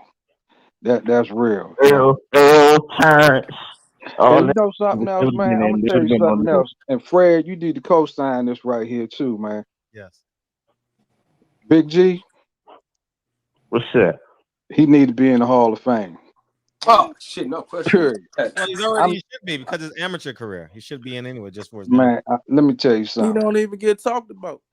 He Don't listen get to talked me. about. Need to be in the Hall of Fame. I've been talking that shit to a lot of motherfuckers, letting them know. Look, he need to be in the Hall. If he ain't getting in the Hall of Fame, man, that's what I call a miscarriage of justice. He got to be in the Hall of Fame. It's nowhere around it. There's nowhere. And I've been checking y'all out since your older brothers. You know what I'm saying? Mm-hmm. So yeah, his work is spectacular. Yeah, Especially if you're talking on the amateur level. yeah, It ain't even matchable. yeah. 3 pros, 2 Olympians. Yeah, for Yeah. sure. You know what I'm saying? To create You got 4 and pros. most of these guys, most of these coaches, Four, yeah, you got most of these four. coaches, they got fighters that already been touched by someone else. They already had a Mhm. product that was already pre-done. Our shit was And Batman, you right, four, because you talking about fast hands too. So yeah, 4 pros. You gotta be up in there, man. For He real. got five. He got Two five. Olympians and one of the longest reigning champions in the sport of boxing. Just to become an Olympian alone, the percentage is like He got. Hold on. 1%, some wild shit like that. Hold on, LG. Hey, he got 5 Golden Glove champions. He got 2 Olympians. He got 1 champion. He about to have 3 champions. And they don't even talk about him at all on none of these channels. On no channel, they never talk about my father being one of the greatest coaches in boxing. Hands down. Got to be. So I just wanted to make sure that that's out there on the airwaves, man, because it's just a lot of people just don't know. You know what I'm saying? Because a lot of people are spectators of boxing, and I consider myself not a fan. I consider myself an enthusiast. Okay, and I understand that everybody's not going to be following guys from the amateurs all the way on through. I get that. You know what I'm saying? So a lot of them just don't really understand what's going on, and a lot of them are not really in the gyms and not really interacting with people to know what's what. But like you said earlier, at least make it make sense. You know what I'm saying? Yeah. Make it make sense. You just use your basic common sense on a lot of this stuff, because it's not hard to see. I tell people all the time, like I think I said something to you earlier, Fred, when you said you was gonna have this show. I said, Gary got a handful of political strikes, what I like to call them. 1, black, 2, good. And of course, Floyd got a little issue with him. Yeah, shit. I think Floyd and Al. And Al maybe as well. Yeah, I wouldn't exclude it. The bottom line is this though. He said it, you said it, and now I'm gonna say it. The fans got to show with their dollars. Right. They got to show with their dollars. Right. Like when they said something about this Tank and Rolly joint, you know what I said, Fred? That's a joke. It is. That's a joke, man. Both said it. It's a slap in the face to boxing. It is, and and anybody in their right mind, I'm not buying that. And I like Tank, I like Shorty, but I'm not buying that. Come on, stop this. Now, if you want to have that fight, that's fine. Just put it on TV. People will watch it. We watch Rolly get beat up, but that's a joke. But don't try to just rob us, man. Right. Yeah. I mean, they low key kind of did with Floyd and the YouTuber. Yeah, right. That's what he said. It was a legal robbery. Yeah, he said, man, I did illegal robbery. Legal robbery. Yeah, that's what he said. Yeah. And that's what they're trying to do. And for that right there, that's a spectacle, and you're gonna get a lot of people that's not really into boxing that's gonna watch it because they internet people. Mm-hmm. So I get that, you know what I'm saying? But the Tank and Rolly, that's not an internet thing. That's like actual boxing. But you got to look at it. Casual fans outweigh real fans. Yeah, I get that, Batman. But I'm saying, don't pee on my shoe and tell me it's raining. Yeah, but he ain't looking. Look, Floyd and them ain't looking for y'all to buy this shit. Floyd and them is looking for Tank popularity, and the people that really don't know nothing about boxing. Oh, Tank a knockout artist. Oh, I gotta see Tank. Come on, man. You got man. You got Shaquille O'Neal, all that shit saying how great Tank is because he's knocking people out, but they don't know the interests of boxing. Like he ain't fighting nobody. Right, you got a good point. I mean, we know it's watered down. They don't really know that, so I get that. But the whole thing is, how you gonna put that on pay-per-view though? Like, come on. Because the fan. I mean, what Murray? And I'm not trying to like get down on Rolly. It's just he ain't at no pay-per-view level. If you was in Atlanta, if you was in Atlanta, listen though, because the boxing fan know that, but the casual don't. So they painting that Rolly is dangerous. He got this power. Oh, he might not have the skill, but if Tank bullshit, he will knock Tank out. That's what they selling. I'm gonna tell you right now. I'm kind of disappointed that they kind of scratching the fight, and I don't even think it has anything to do with this allegations. I think it wasn't selling probably. And that's what that was. But the whole thing is, I'm kind of disappointed, just so people could have seen how bad and watered down it was. Because the only thing that really would have been able to save is maybe Tank carrying them a few rounds just to make it look good. Because that's not a fight, man. That's not a fight for real. Mm-mm. You know, Rolly right now, you know, you put him on an undercard against, you know, somebody that's on his level, but having him fighting Tank right now makes no sense at all. And I don't think it really does anything for Tank, to be honest. And put Other money than in his pocket. little paycheck, yeah. But here's the thing: if you keep fighting bums, what's gonna happen when you get in there with somebody that's the real deal? Man, he might lose. They ain't care. All I'm gonna tell you is this: boxing is starting to look like a bad episode of Rocky 3. You got a whole lot of Balboas out here being protected, avoiding Clubber Lane. Straight up avoiding Clubber Lane. Boy. Yeah, because they not trying to see Clubber Lane. You feel me? And it's got to stop, man. It's got to stop. This is just it's out of control at this point. Totally agree. Hey, Fred, you got the music rocking? Yeah, that means you got to get off the damn phone, nigga. Good, nigga. I got to get up anyway. Hey, look, man. Hey, love all y'all brothers, man. I'm gonna come past the gym at some point in time because you and Alan, I've been working on this chest thing now, so I need to test that out. Oh shit! Hey, we gotta get some bumping. I used to play bad. I need to play better whenever he brings his ass around. For sure. Y'all be easy, man. Fred, I get up with you, baby. All right, appreciate it. Thanks, Mr. T. Appreciate you, man. Hey, man, you can't do nothing with me, man. Hey, I got a question. Hey, Fred, you funny as shit. You know you lost the last game we played, right? I definitely did, but you can't do shit with me. Hey, I got one question. This has been I don't preface my question. Do you have to when you fight for PBC, do you have to say thank you, Al Heyman? I don't. Oh, okay.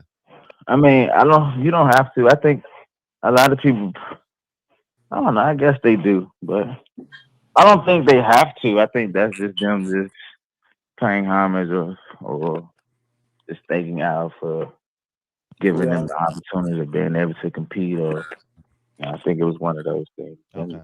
They see it, so I think everyone see it so much that motherfuckers just go with the flow. Everybody just thinks, hey, because they do it, I got to do it too, I guess. I don't know. Mm-hmm.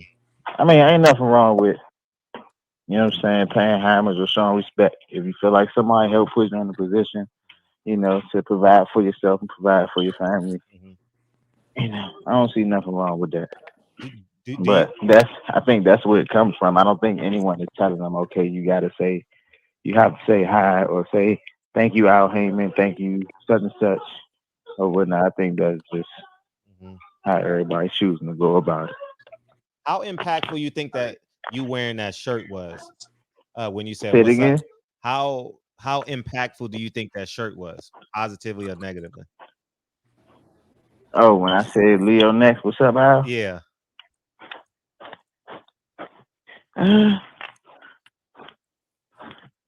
Positively, negatively, I don't know. Positively, it was let motherfuckers know. I mean, I already been verbal about me wanting certain fights, but you know, it was me taking it a step further, letting people know that not only is he saying it here, but he's saying it to Al Heyman as well. Right. You know. So. Yeah, was that the last minute decision when you made that shirt? Cal said you needed better shirts, man. I was about to say, that's what I'm asking right now. Was that like a last minute decision to make that shirt, or did you already have that planned out? First of all, you funny shit. Nah, actually, we already had those shirts. That wasn't even my shirt. That wasn't even my shirt. I think that was my dad's shirt. My dad had that shirt. Oh, I your was like, dad.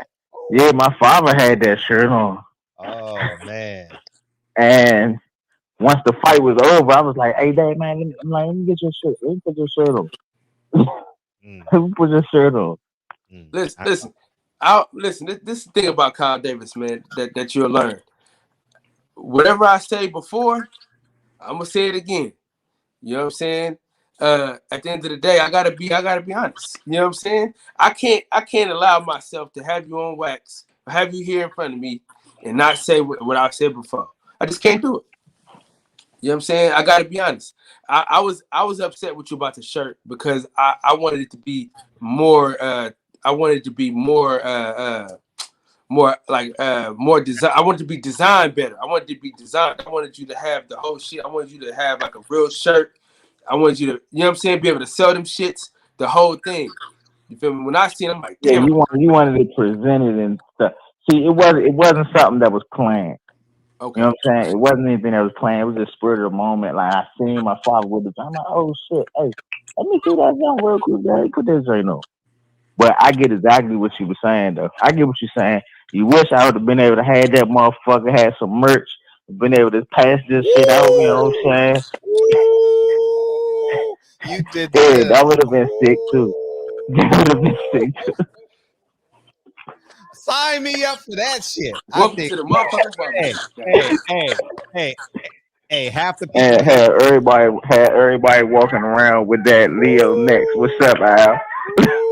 we gotta do that for the next fight, man. We gotta do that for hey, you need to wear shit, you need to make them for a fight so you can get a fight. Shit. You know what I mean? You need to make Al and them bump you up to 130 to get that WBC belt off that boy Oscar Valdez, man. What? Yeah. Oh yeah, good luck. Valdez.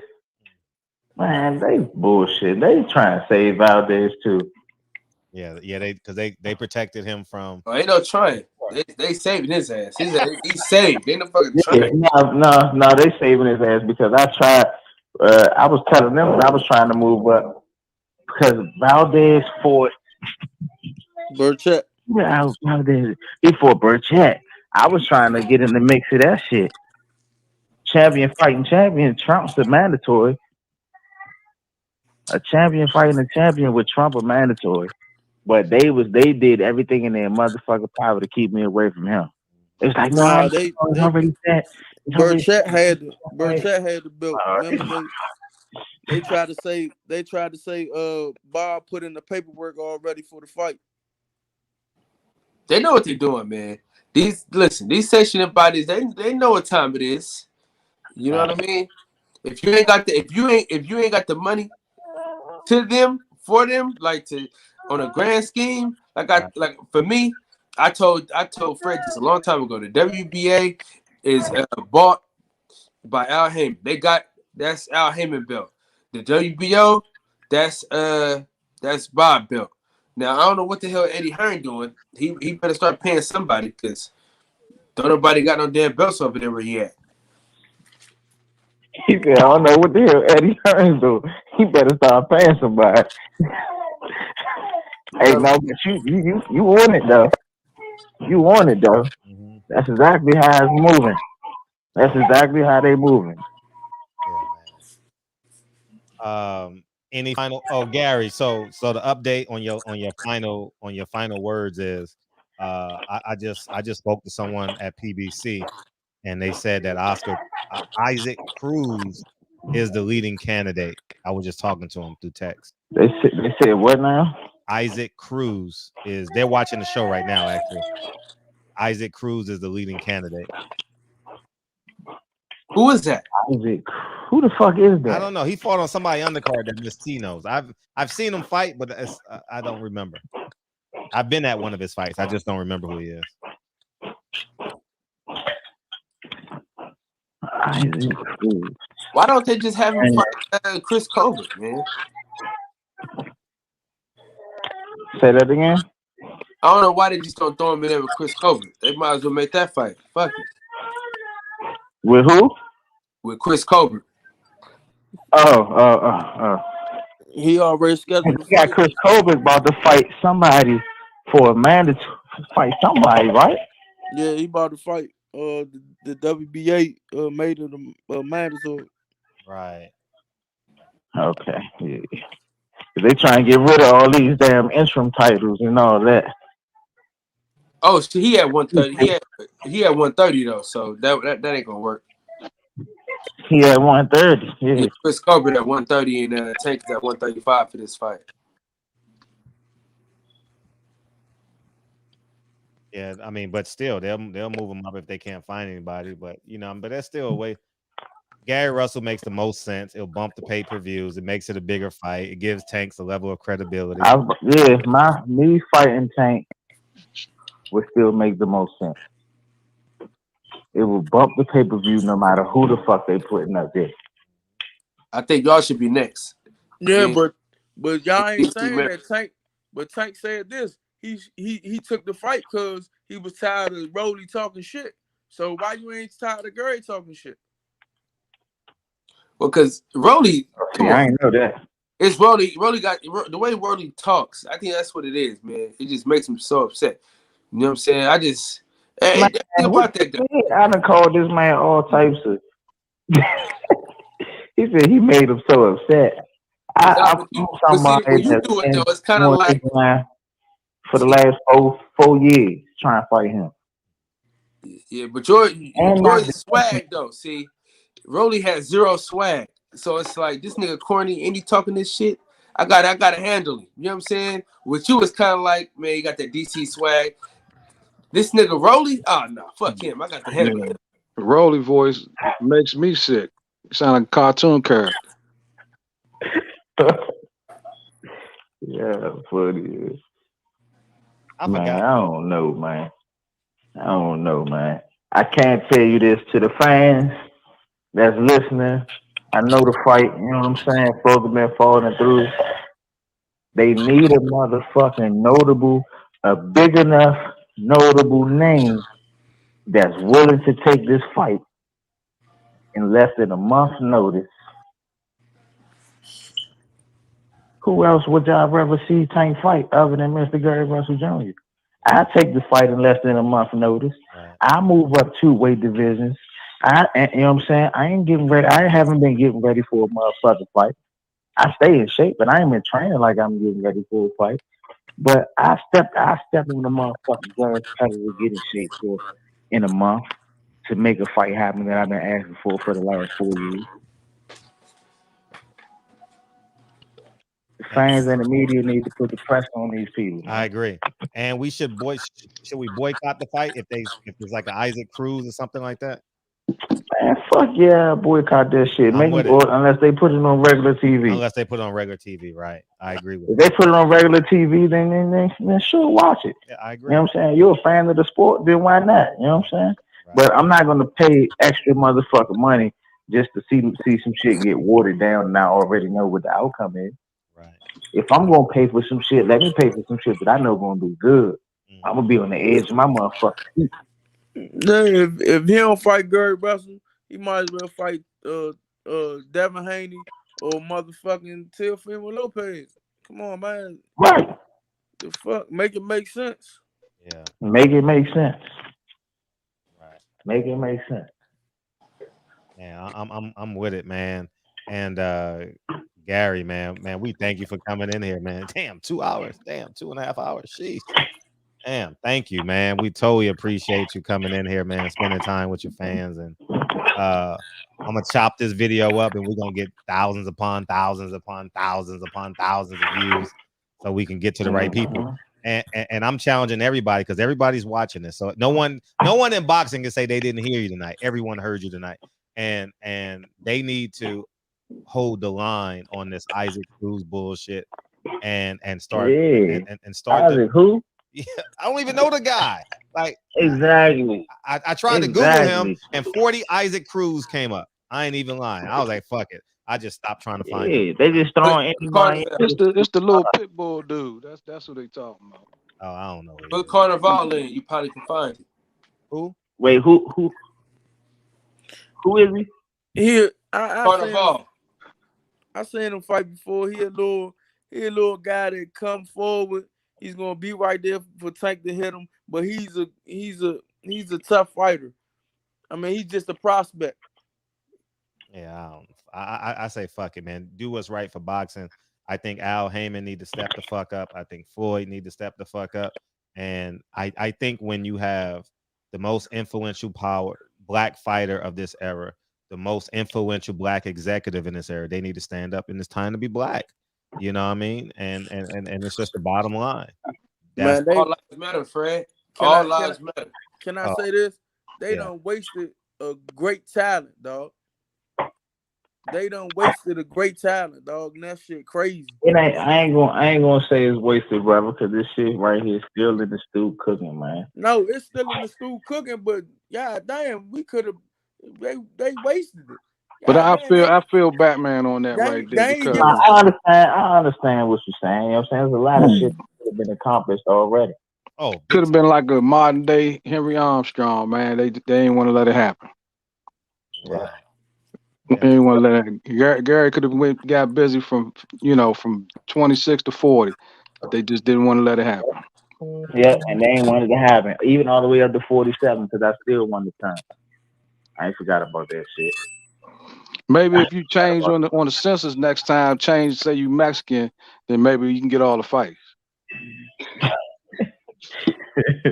Gary Rodriguez. You gotta go by Gary Rodriguez. Hey, you gotta start dissing people in Spanish. You gotta speak Spanish, you know. You gotta call them out of the name in Spanish. Maybe that'll help. Tell me from the Dominican Republic. Yeah. Just say mira. They're free to fight. Yeah, no bullshit, man. Any last words, Gary? Man, to the fans, put the press on these people, man. To the media, put the press on these people. Before you go, you ain't said nothing to Leonard Ellaby tonight. I'm sorry. I'm sorry. Anything you want to say to Leonard? We spoke to Floyd and Al. I mean, we had. I mean, me and Leonard had a conversation before back when. Mm-hmm. He already stated that the fight would be very lucrative. Mm-hmm. Leonard, for real, Leonard Ellaby the brains behind that shit when it comes to Floyd, for real. Leonard know that if me and Tank was to fight, what we would generate, we would do better numbers than anybody else that they would decide to fight on pay-per-view. Our numbers would spike. Right. Question is, are they willing to do this shit? Right. I don't know if they're willing to do it. Fred, I'm gonna drop one last lug on y'all. You know Leonard Ellaby from DC. That's what I was. Yeah, he from. That's what I know that. That's where I was going with it. That's where I was going. I know that. I know you know. I know that. He don't act like a DC dude though, bro. He a Vegas dude, man. He don't act like a DC dude, man. He a Vegas dude through and through, man. Nah, he been out of DC for a long time. Gone too long. Gone too long. He been gone too long, man. He lost his roots, huh? Yeah, he ain't like all them cats out there. No more. Yeah, man, he ain't thorough no more, man. Yeah, he over with. Maybe I'm still tripping off that interview he didn't give me, but fuck. I don't want to say. I mean, like they say, you can put a thorough DC nigga anywhere, man. He gonna survive, man. He doing that. He doing more than that. Nah, he on some other shit, man. Leonard Ellaby on some other shit, cause he's trying to say Tank Davis this superstar, but Tank Davis not fighting superstar type quality fighters. Not even a star. Yep. That's where it comes in there. They selling perception. That's what that is. Yeah, there you go. Say it again. Selling what? Perception. That's right. Selling perception. Don't get me wrong. Tank will fight, but we know what it is. Listen, I was at that fight in Atlanta, and you could have anybody fighting Tank. Them niggas is gonna come. I mean, I swear they didn't even matter. It don't matter. It don't matter who the fuck he fighting. So it'd be even bigger if they put you and him in DC, or Baltimore, wherever the fuck. Any probably somewhere in the middle. That should be insane, man. It'll be retarded. And they know it. They knowing it. They choosing not to make that motherfucker money. But what's the reason? That's the question. Yeah, I agree. Called future earnings. Yeah. Leonard Ellaby always talk about being black and DMV, but it's always when he's making a fight with a Latino. He's never being proactive, looking out for the other guys, man. It's just asinine, dog. I'm done, dog. This is just I just can't put up with it. You know what I mean? Say one thing and do another.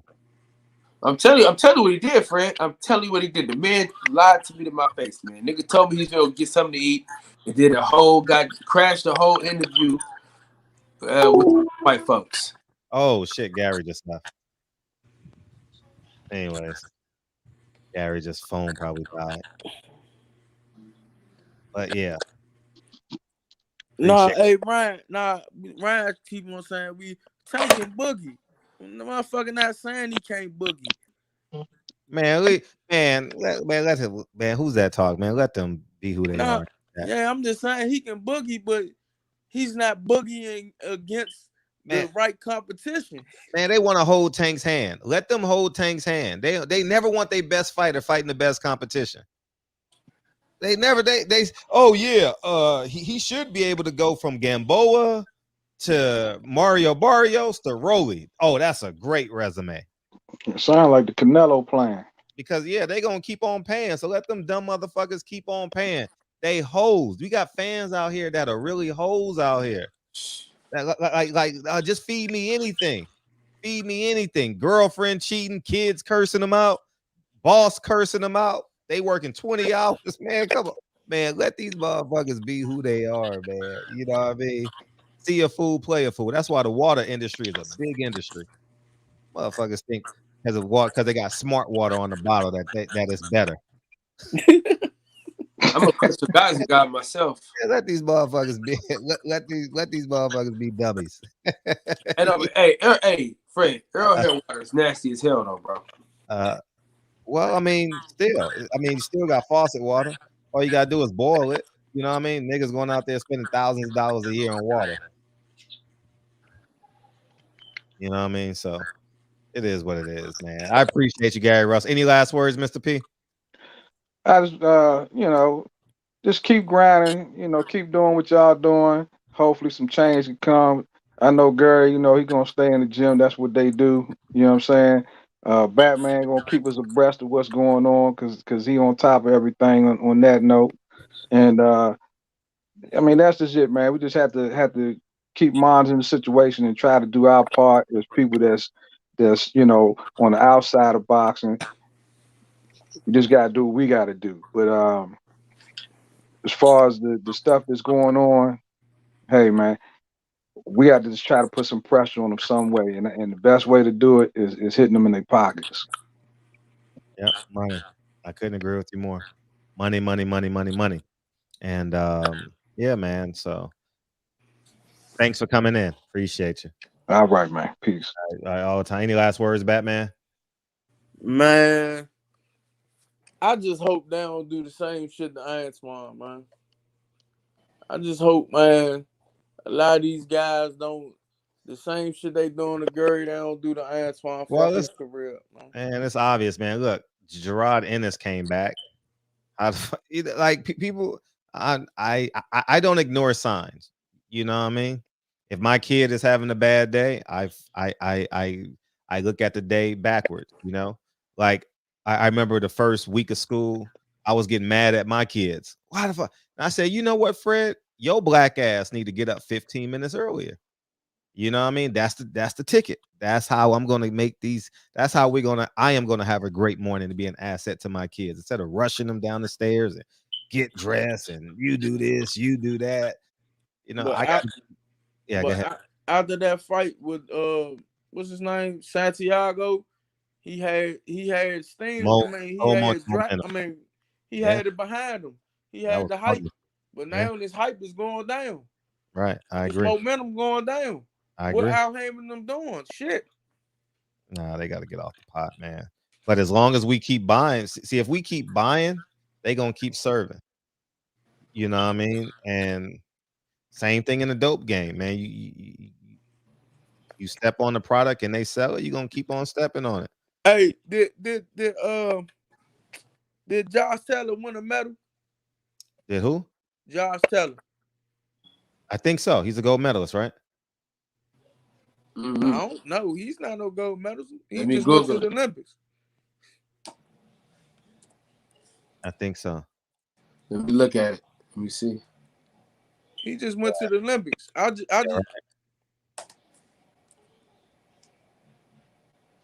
Yeah. I'm saying this to say this. He only got 4 more fights than my brother, but he's put on the plateau. At 140, Gary Antoine Russell is an Olympian. He got cheated out his gold medal. And he's 14-0 with 14 knockouts. And he can't get a step-up fight to get his recognition out. But Josh Taylor, same motherfucker, came up. His 14th fight, he was put in there to get recognition. He got his recognition fight against what's his name, the tall fighter, Bud beat. Who Bud beat? What's his name? He beat Lucas Matisse. Oh, Matisse. Nah, he beat Lucas Matisse. He was the second fighter to beat third fighter to beat Lucas Matisse. The big rangy dude from over in Europe that he was supposed to be this. Oh yeah, Post-style. He got in his 14th fight. He got a fight with Post-style. Then he got put in the tournament to fight for the belts. Come on, man. No, make it make sense, man. They hype who they want to hype, man. Yeah, I agree. And the fans got to stop buying. We getting the hell out of here. Any last words, Batman? Yeah, man, that was my last words, man. I just hope, man. Yeah, appreciate everybody see what's going on. No, we see it. We said we got dumb fans, dog. We got dumb fans. Man, Floyd told you he robbing y'all. We not going on the other side of the street, and we gonna rob y'all. You know what the fans say? Floyd, how much more? Can you put it in my hand? How much if you put it in my hand? Can I have some? Just dumb. They just dumb. Fans are just stupid, man. They accept anything. Say he robbed you. If a nigga said he robbed me, you think I'm gonna still do business with him? Nigga told you to your face, I just took your $80, you stupid motherfucker. Yeah, but and listen to this though, Fred. They be saying Antoine need to stay active. It's not his fault. Al Heyman need to do his job. Now listen, he's in the same. Listen, at the end of the day, we got to cut this show off. But I'll say this: he's in the same budget as a Tower and Inferno. They're in the same budget. They're in the same pay range. That motherfucker getting 5 fights a year. He ain't shit. And he has this. I mean, whether he's ain't shit or ain't shit, is shit or ain't shit, he's getting the opportunity to be ain't shit. You understand? Antoine ain't getting opportunity to be ain't shit. You know, look at Joey Spencer. Joey Spencer he hasn't had a step up fight. He's been fighting the same level of opponents for 2 years. So I mean, but Joey Spencer always in the fight. Yeah, he's always in, and I like Joey, but he's fighting 2 and 3 times a year. So all these 5 guys are in the same price range. Yeah. Tower and Inferno ain't he's just over a 6-figure fighter. I think Antoine Antonio is in that range. You know, they're not $1 million fighters yet. They undercard fighters still. They undercard fighters. Yeah, so they still in the same range. Joey Spencer, same realm. That motherfucker Polinko, the New Jersey little kid guy, got a main event fight coming up December 20-something. So, you know, little 18-year-old dude. Little 18-year-old kid got a main event fight on Fox. He probably 19 now. Yeah. I know what you're talking about. What's his name? I don't know. Polingo? What's his name? Italian. He can fight a little bit. Vito? Yeah, Vito. What's his last name? Man, my homeboy, my boy Real, one of his fighters just beat him. Bad. But he missed weight, so he had to fight. So he ended up fighting Joey Spencer. Okay, cool. Yeah, I just think I don't know the man's name. What's his name? Vito what? Olenko? I don't know. I know Joe Goosen used to train him though. Vito Malinsky. That's his name. I couldn't think. I know he got a ski on top of it or something like that. So I know Joe Goosen used to train him though. Gotcha. All right, Batman. All right, Fred, man. Peace. All right, All Cal. right, man, we're gonna holler. All right. Thank you for coming in. Yeah, that was cool. And you going live tonight? Nah, hell no, man. All right, the boxing section is going live tomorrow night. Make sure you guys subscribe to the boxing section. Sure. The boxing section. Please subscribe. Go to Batman. Batman is on with Drew and them on Sundays. He wasn't on there this Sunday, but who else is on here? TY and Miss T. Make sure y'all go subscribe to their channel. Every Friday, check me and Miss T out, man. I'll be with her on Fridays, man. For the on her show or your show? Her show. Oh, that's dope. Yeah, when did I start that? That was last week on the accident. I just happened to just beam in with her, and it just worked out like that. No. We got great energy, man. Shout out to her. But yeah, so I know I'm saying I'm picking that day to beam in with her though. So that's the day. But yeah, man, Fred, man, I appreciate you, man, for letting me on and let me cook with you, man. Thank you. I tell niggas all the time, man. I said, Fred put me in a position. God damn it. You know what I'm saying? I was telling you the other day. Huh? I said, be yourself. I'm just saying, you know, but you put me in a position to be myself. You know what I'm saying? So I just appreciate you for allowing me to come and talk my shit and allowing us to just, you know what I'm saying, do what we do. And man, great fucking show, man. That was a great fucking show. It was a great show. Thank you, Gary. It was an awesome show. Yeah, and shout out to Gary Russell Jr. I think everyone who came in, it was very, very important. All y'all questions was pertinent, and we got the answers. Even in Gary Russell's silence, we got the answers that I've been telling y'all for quite some time. And you know, it's just sad. It's just sad when you got the greatest black fighter of this era and the greatest executive of this era in blackface. It's just disgusting, man. And it's and the fans are too stupid to realize it, man. And it is what it is. Y'all buy the Rolly Isaac Cruz fight. Who's fighting? Tank, and the co-main event is Colbert? Chris Colbert? No, he not on there no more. Oh, he's not? No. He got it because he about to fight in February. Oh, for a mandatory, right? Who's the co-main event for that? I don't know, Fred. Well, they better announce that shit. They better bring back Jerron Ennis. Hey, that's for damn sure. Hey, your boy Jamal James, he should have just fought Jerron Ennis instead of fighting this Russian dude. I didn't even see the fight. Yeah. I went to the concert last night. I mean, he would have won. He at least would have lost to somebody with a name, half a name. He lost to somebody that didn't nobody know. Right. Yeah. I heard he looked good though. The Russian guy. Whatever. He sound Russian. Was he Russian? Yeah, but if he'd have fought Jerron Ennis, he'd have been asleep, man. Yeah, Jamal James have enough pop to keep him off of him. That's all it was. The dude had defense. The fight? Huh? Was he winning the fight? Who? Jamal James. To the no. Hell to the no. Oh, he wasn't? Did he win any rounds? He was winning the first half of the fight, and then the dude was just hitting him in that body, man. And then he was hitting him low too, but the referee didn't say shit. Jamal James didn't do nothing back, so shit. I guess it wasn't low. Yeah, it is what it is, man. This was a great show, man. I'm not gonna watch those fights. I don't give a fuck. But I'm glad y'all here to fill me in on them motherfuckers, man. I mean, 3 minutes in. I mean, listen, it ain't if you only the shit lasted for about a minute and a half. Fred, that Thomas Delorme shit. Well, I knew it was. I honestly, I didn't want to. I didn't want to ridicule Jerron in this, but I'm like, shit, why is he fighting that guy? He just fought Chris Van Heerden, same fighter, you know, but that's because he can't get nobody else.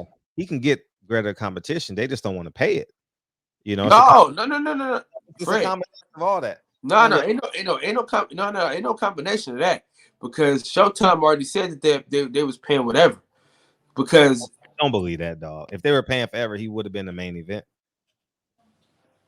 Right? They didn't want to give him main event money. Yeah, I don't know what the hell is going on, man. I know last time I talked to the camp. Man, don't listen to the camp. They ain't putting up the money.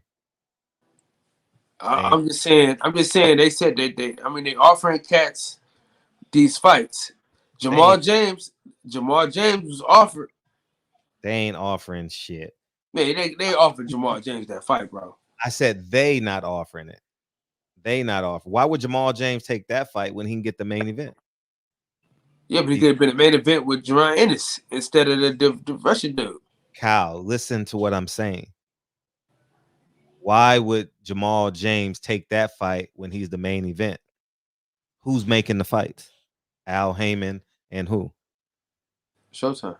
So that gives you the answer. It's intention. They could tell Boots Ennis anything he want. But if you see Jamal James fighting in the main event against this guy, it's predetermined. Of course they're gonna say, oh yeah, we offered him fight, he wouldn't take it. No, they wanted Jamal James to fight this Russian guy. And I don't know who they wanted to win. I don't care. And that's the reality of it. Because wherever the money goes, that tells you the truth. Like you're complaining, like we are. I am complaining, not complaining, but being loud about the WBA. Who's paying for the fights? That tells you the answer. So that the sanctioning bodies don't pay for fights. That's why it don't make no sense that they have so much power. Whoever pays for the fight, they're getting what they want. Simple. It's not. It's no like, oh well, I'm not discrediting Boots' talent. I think his talent reigns supreme. But when they want Boots to fight in the big fight, he will fight in a big fight. It sounds good, you know, people won't fight him and yada yada yada, but they're not paying for it. If you pay Keith Thurman $7 million, he'll fight him. Simple. Keith Thurman not turning down $7 million. See what I'm saying? Yeah. Sean Porter wouldn't turn down $7 million. Matter of fact, Kenny Porter wouldn't turn down $3.5 million.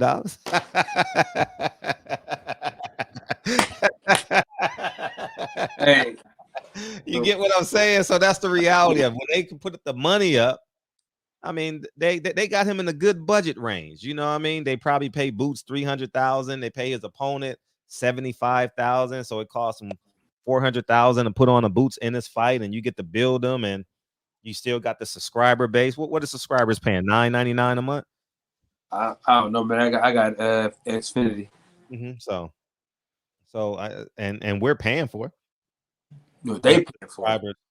The subscribers are paying for it. As long as you keep your subscriber base, all they want is the fights. We're the only ones complaining, but people, you know, you got older gentlemen, you know, they just want entertainment, you know, and they like the production of Showtime, and you know, and they just support it, you know, and as long as it don't dip, they good. For sure. Mm-hmm. But thanks, Kyle, man. I told you. Oh, I'm going out with you. I'm sorry. I'm got in the habit of. But yeah, man, great show. Thank you to DC standing up, man. Thank everyone who came in tonight, all the comments. I truly appreciate y'all. Thanks for staying up. Oh, shit. What? I forgot to tell you something, Fred. Go ahead. Play that song, Fred!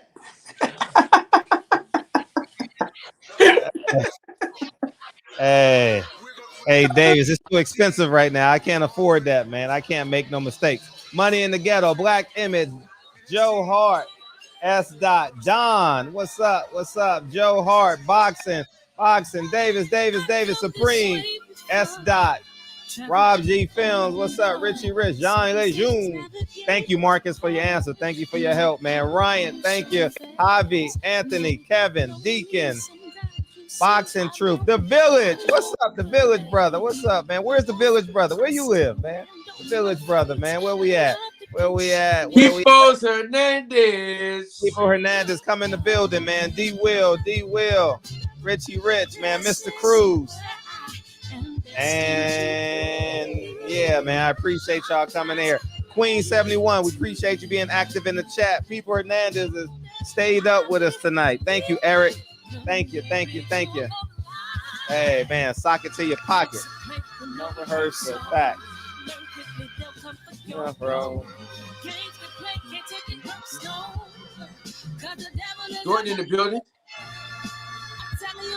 And you heard me, Fred? And what's up? I said Jordan in the building. Who? Jordan. Oh, what's up, Jordan? What's up, Jordan? Hey, he was living life in Dubai, man. Oh yeah, they're having a great time. I love it, man. I like seeing them travel. I like seeing all y'all travel, man. I like seeing y'all live y'all best life, man. That's beautiful. Shit, man. Live, y'all, live, man. I ain't never been to Dubai. Don't want to go, but if you want to go, you should go. I don't want to get on no plane no more. I don't want to do shit no more. Go to these concerts, man. Spend time with my kids, you know. I live in LA, so there's always beautiful women around. I ain't got to worry about that shit, but that's not important right now. It's my personal statement. Run the game like I'm Mason. This was a fun-ass show. This is great. It's always good when we have great guests on. Yeah, when you have great guests. Dennis Douglan is coming on Tuesday. And, yeah. I'll make a lot of phone calls today. Tell the young pup, don't bark up the wrong tree just yet.